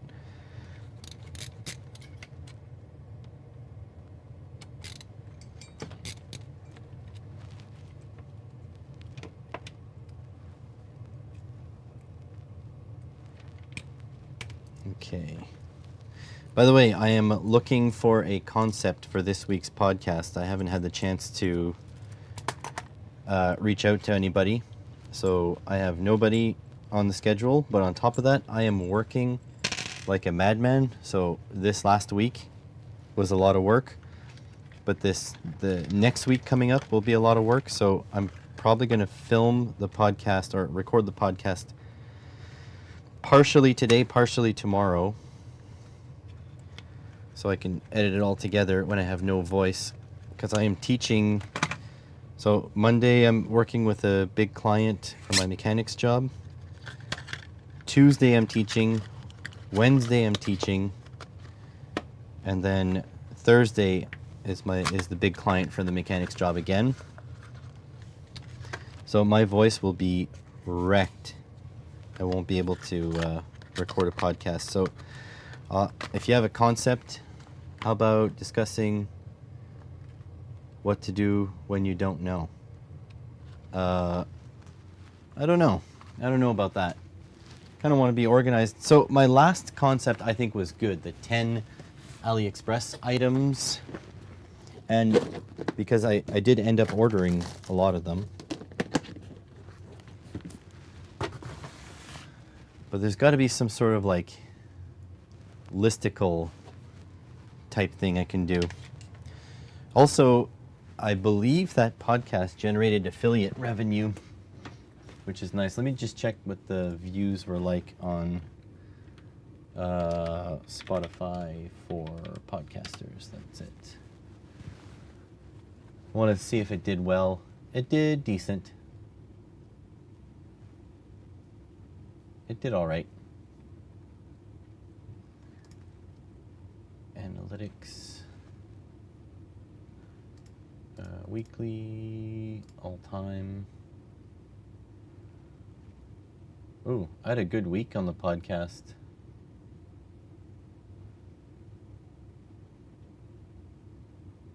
Huh. Interesting. Very interesting. What about the Magpie episode when you discuss shiny new things that distract you and make you want to buy them?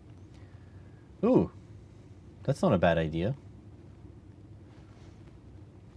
That's not a bad idea at all, actually. I will write that down somewhere. Where do I write that down now?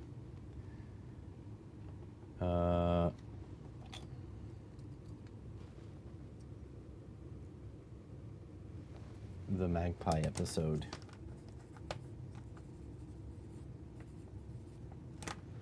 There we go.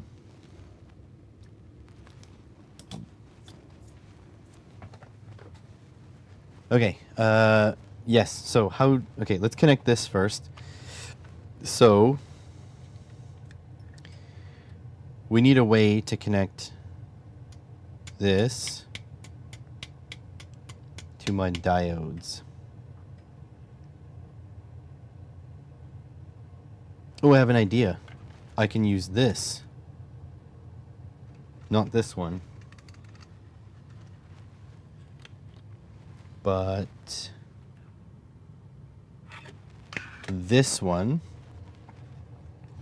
So if I put the diode across here, then I can use the terminals. That's what I'm going to do. Okay, let's start with the 40 amp diode. These were kind of expensive, but 1, 2, 3, 4, 5, 6, 7, 8, 9, 10. Yeah, I got all 10 of them.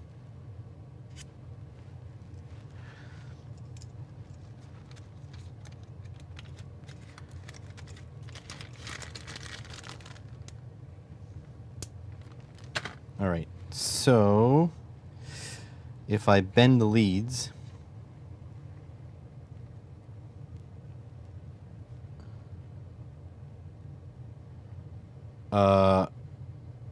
lighting a candle will not help you with toxic fumes, my friend. It'll just mask the smell.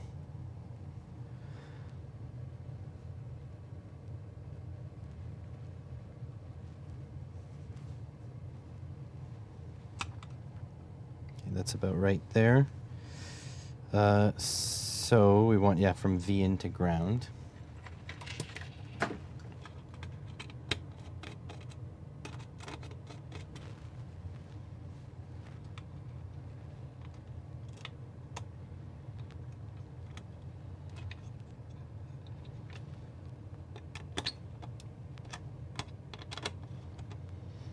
You need to wear a mask if you got toxic fumes. Open windows and doors, yeah, that cause movement of air, exactly. And wear a mask. Okay, so I think I have another set of these cables that I can put into here. So let me take these aside.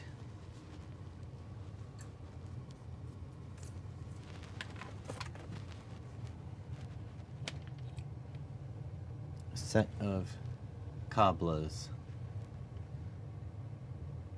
Fumes are outside coming in.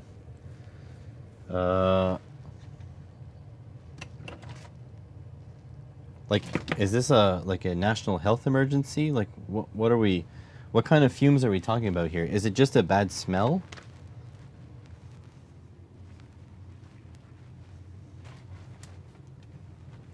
Like, is this something you need to talk to your local government about? Because if it's toxic, you need to wear a respirator. I mean, not really much solution other than that.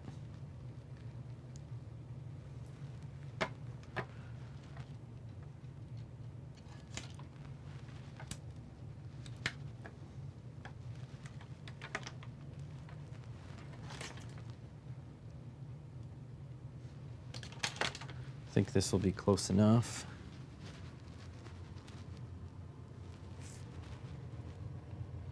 So these won't fit into here, but they'll fit if I double them up, type of thing.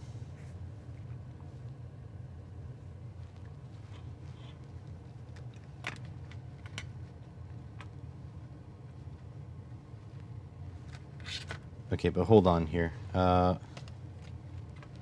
will be positive side.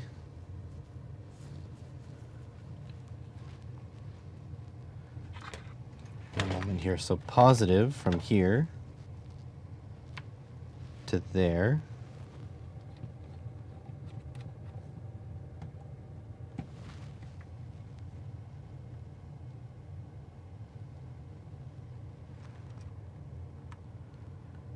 Yeah, I don't know what to tell you. You need to reach out to somebody. That's not a good thing at all.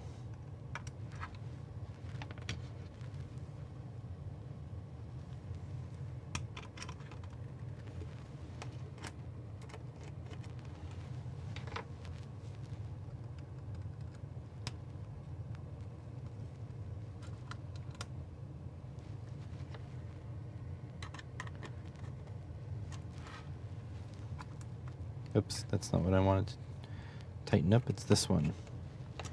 Okay, so positive is dealt with. Now this one to go to here. I guess I could just use the ones with the ends.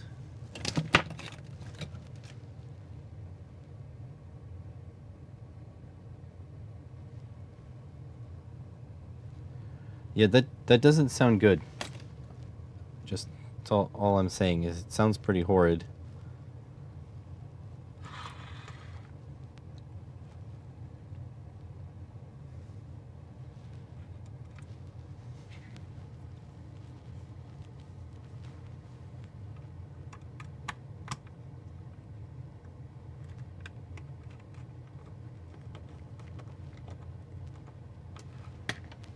Okay, and then positive in is up here.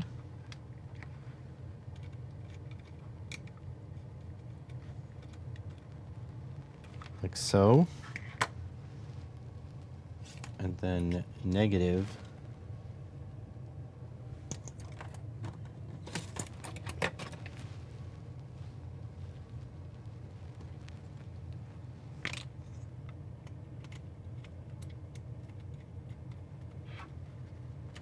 and to negative.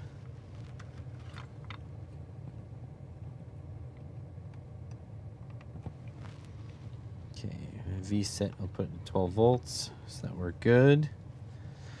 All right, now for the voltage drop, all you have to do is positive like so, negative like so. All right, so did I do this right? Positive to here, through the diode, through here, then out through here. Okay, nothing's catching on fire yet. That's good. Am I still on screen? I am on screen. Okay, I will unplug my Unity battery.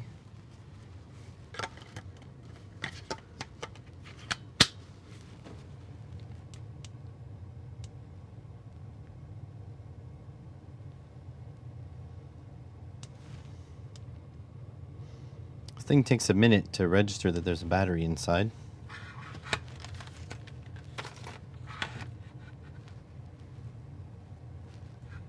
Okay, so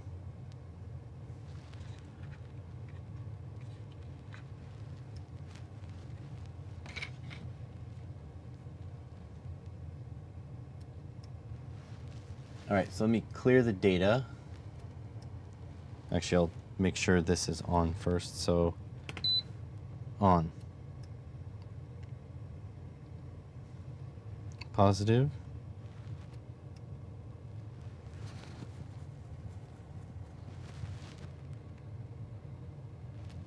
This is not doing anything. On.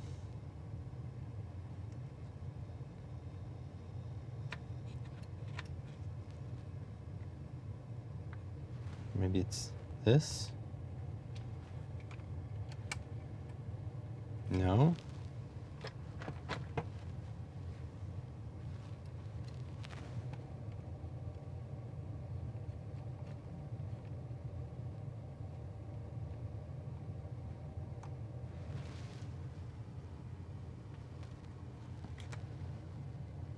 Volts to here.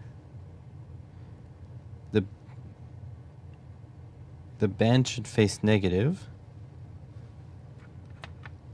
which it is.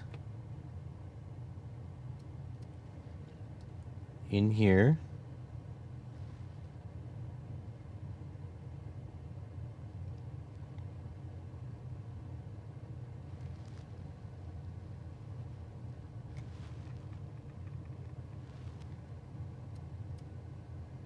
Confused. This should work because these two are connected together.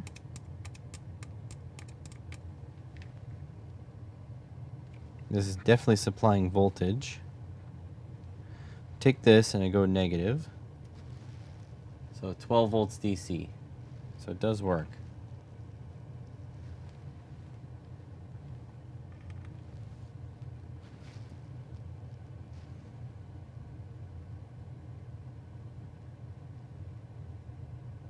So maybe this thing isn't happy because it has no voltage verification.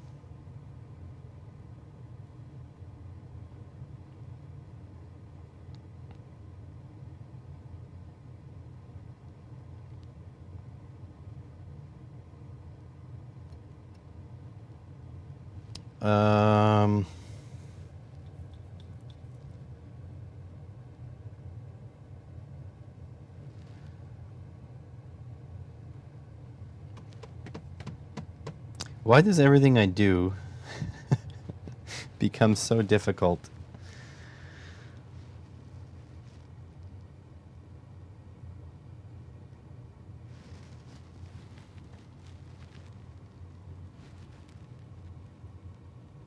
So this isn't working. It says ureg, so like unregulated.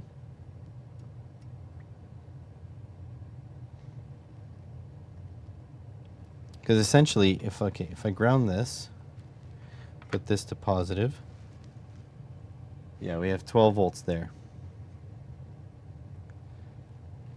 Okay, so what about here? 12 volts. So 12 volts are making it there. Here we have 0 volts. 12 volts, 0 volts.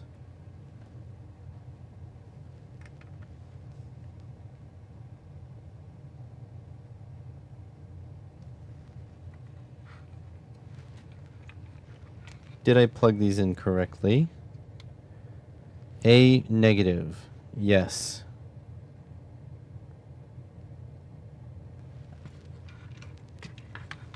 What is wrong here?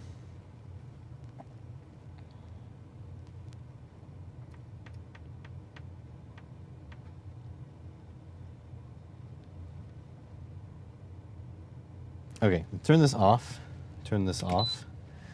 Let's use my multimeter that is currently hooked up to do a diode check. Where's diode? Diode check. No. No, it's shift that for diode check.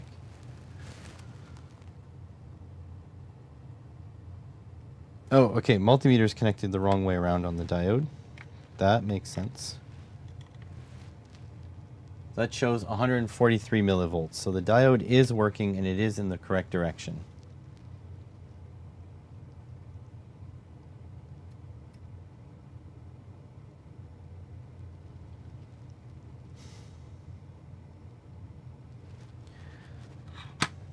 What the heck am I doing with my life, folks?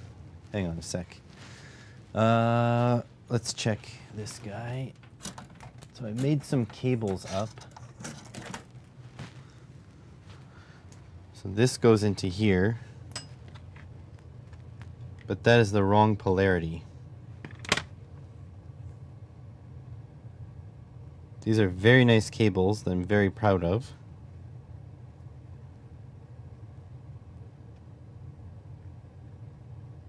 But it's the wrong polarity because usually I want to connect a power supply to here. So that's why you need this. And that one is that same thing.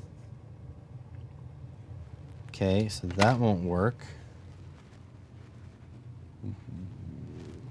I do have this. But if I plug this into here and into there, then that turns this diode into a short circuit. So that is not going to work. Okay. Let's start from scratch.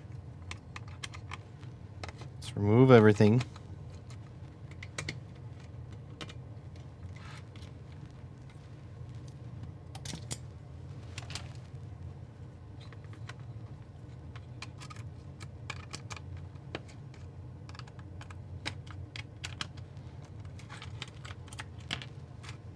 Everything off.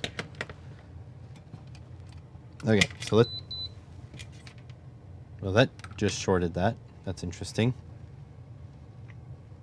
Okay. I have this cable.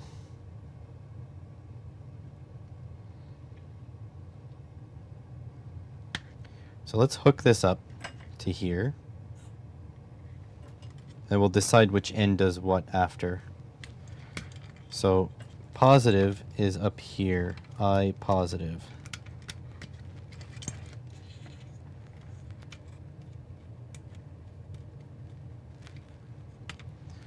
And then voltage positive.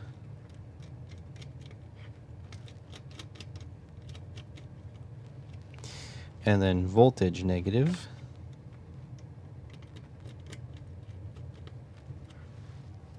Yeah, the short can't be good for it. Or maybe it'll teach it a lesson. I don't know.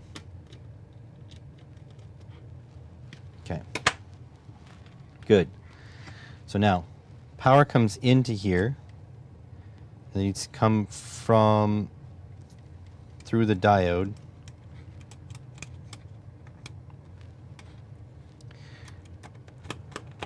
So let's assume the diode is still going to work on this thing. Okay, so we got that going to there. The negative of this needs to go over there. So I'm going to have to cut this little cable tie.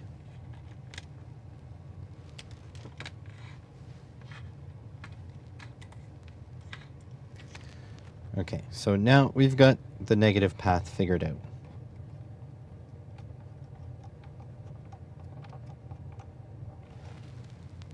Okay, so that's done. One step at a time here. Now the positive path needs to go from here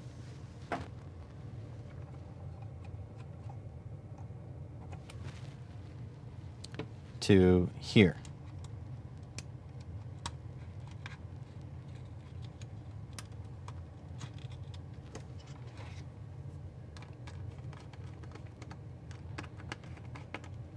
And then only one thing should unite those two. And that is a diode.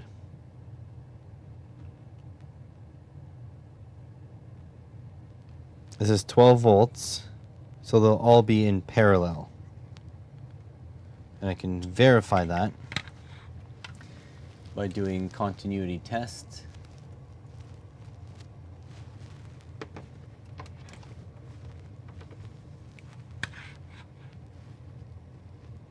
So this one should not have continuity with this one. It does not. It should with this one. Oh no, with this one. So this terminal and this terminal, these two, are the same. That and that, that's the same. So you need to connect this with this, because that terminal, that's positive, that one's negative. So this one is negative.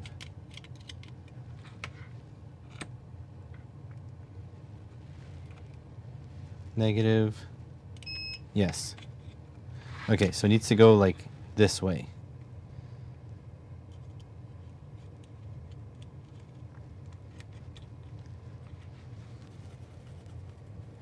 Okay, what happens when I turn this on now? We got voltage here. Happens I turn this up. Okay, it's now flowing current. Okay, so we're good.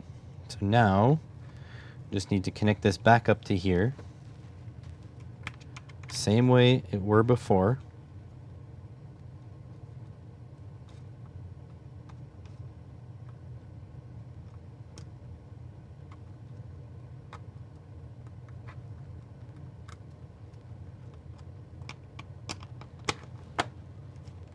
I don't know what changed here,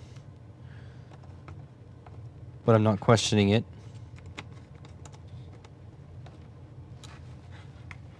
Okay, does this still work? Yes. Jeez. Is that so hard? Alright, so our diode, now 26 degrees. And now we're going to need to go into volts DC. Speed is on fast. Put the negative on here. Put the positive on here.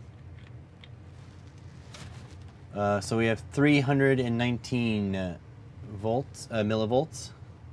And then we're going to go math, statistics, on, clear the data.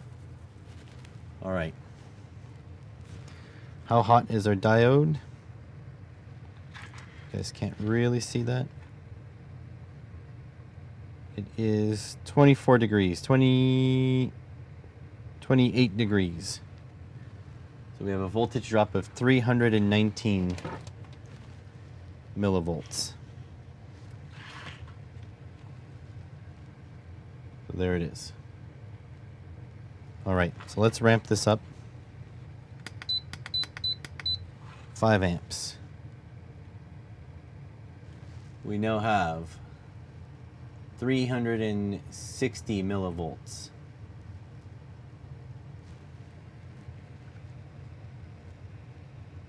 At 5 amps. It's getting up to 40 degrees.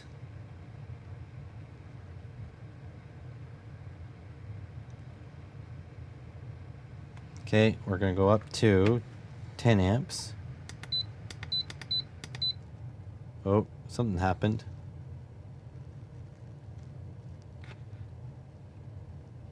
The fan dropped in speed for whatever reason. So we're at 9 amps. Oh, we're not.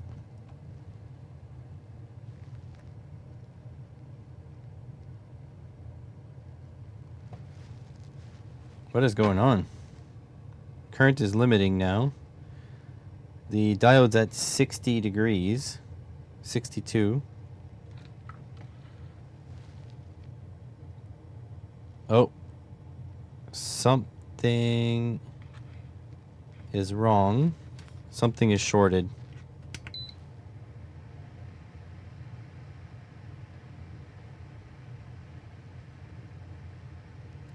My power supply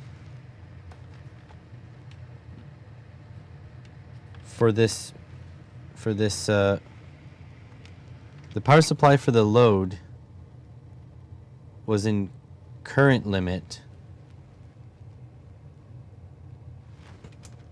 I don't know what happened.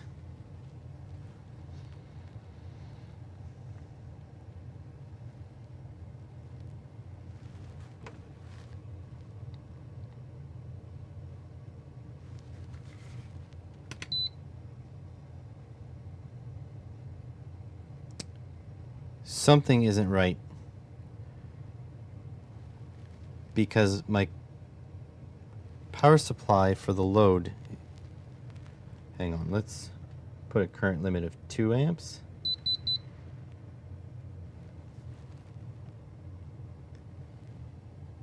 What is going on?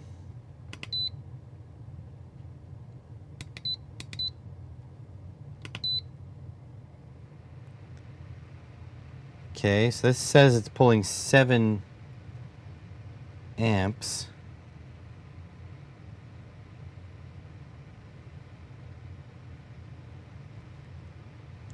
Go up.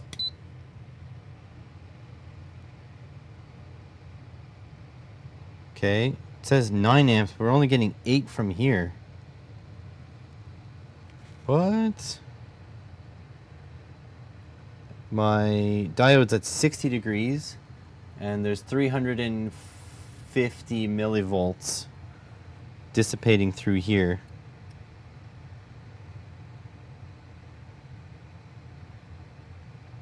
This says 9 amps, but this is only giving 8.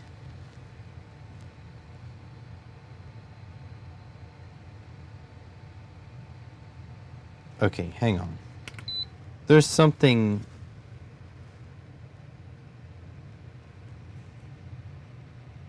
Hang on.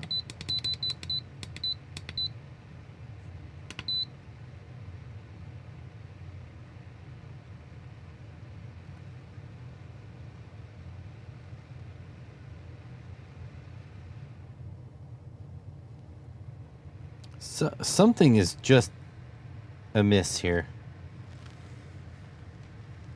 It's not making any sense.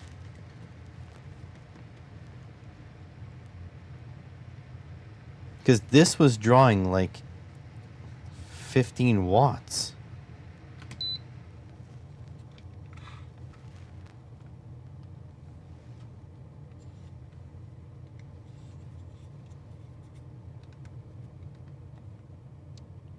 Volt power.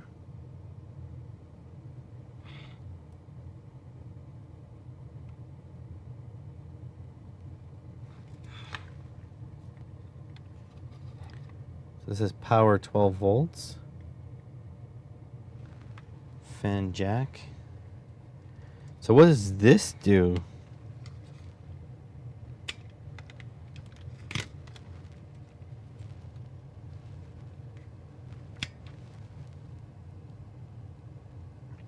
Is that just a power jack for the load? I don't know what's happening, folks.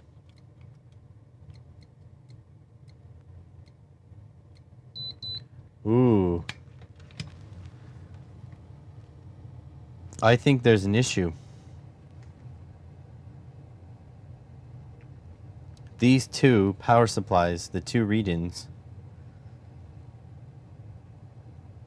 they share a ground.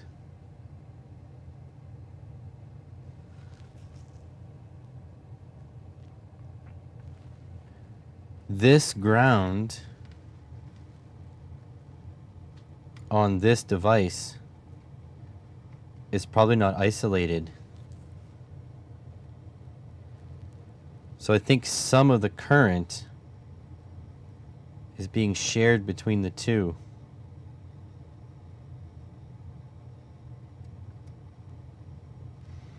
Huh.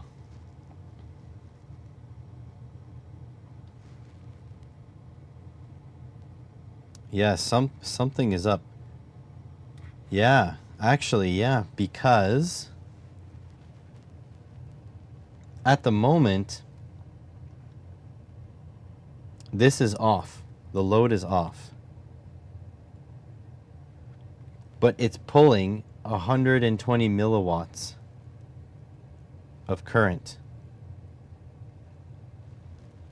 My other read-in is at 0. And if I turn this on, oh,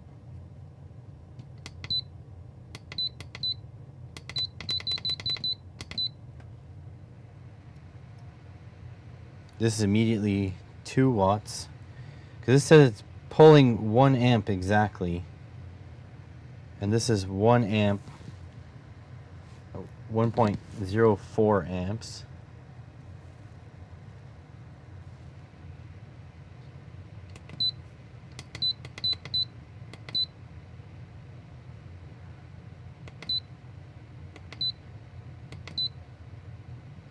See, now this is pulling like 9 watts.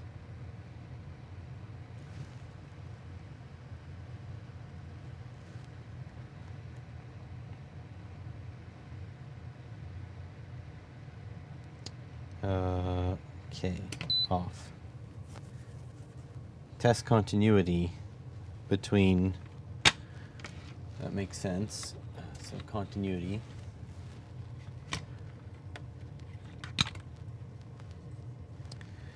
So continuity between here.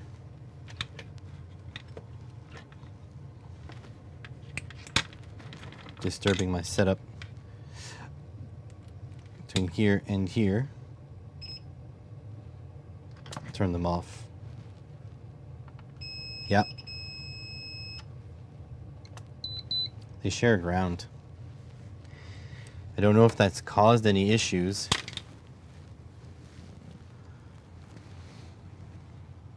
I don't know what the deal is.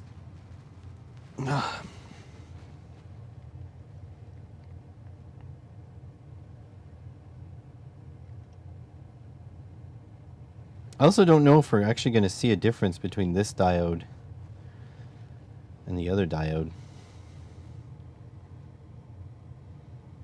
But like, it's clear that I can't just make a quick video about diodes. You know what I mean? Like, how do I connect these?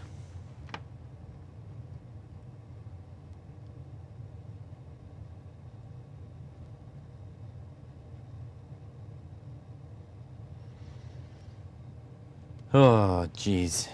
Can I just get a break here?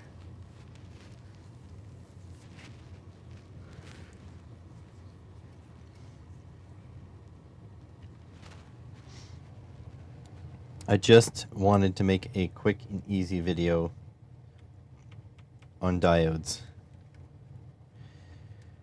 It's never that simple. Between this one needing a ground path and just like Curtis said, look how close the ground is.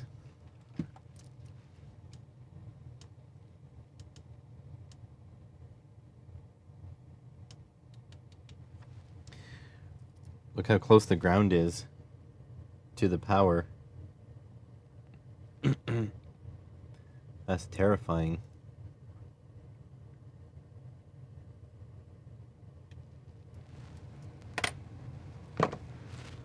Oh, jeez. Life of a YouTuber. And now this needs a separate power supply.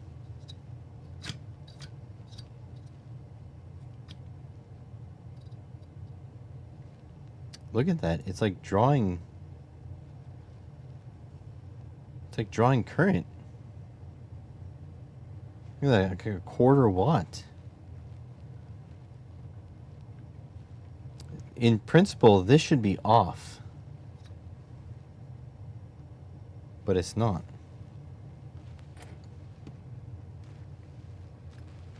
I think I'm too tired to deal with this today. I might put on a podcast and see if I can figure out my shit. Get my microscope cleared out. I know it's probably not what you guys wanted to hear, but might be ending this at this point. Just because I've had a long week and I'm exhausted, and it's not helping my brain having to deal with all this stuff. So yeah, probably gonna end the stream here. I really wanted to hang out with you guys some more, but unless there's something fun to do, I'm just not feeling up to it. This is what happens when you try to make a video, simple video about diodes. Anyways, have a good one, guys. I am going to try to regroup. Maybe tomorrow morning I'll be back. We will see. Have a good one, guys. Thanks for being here.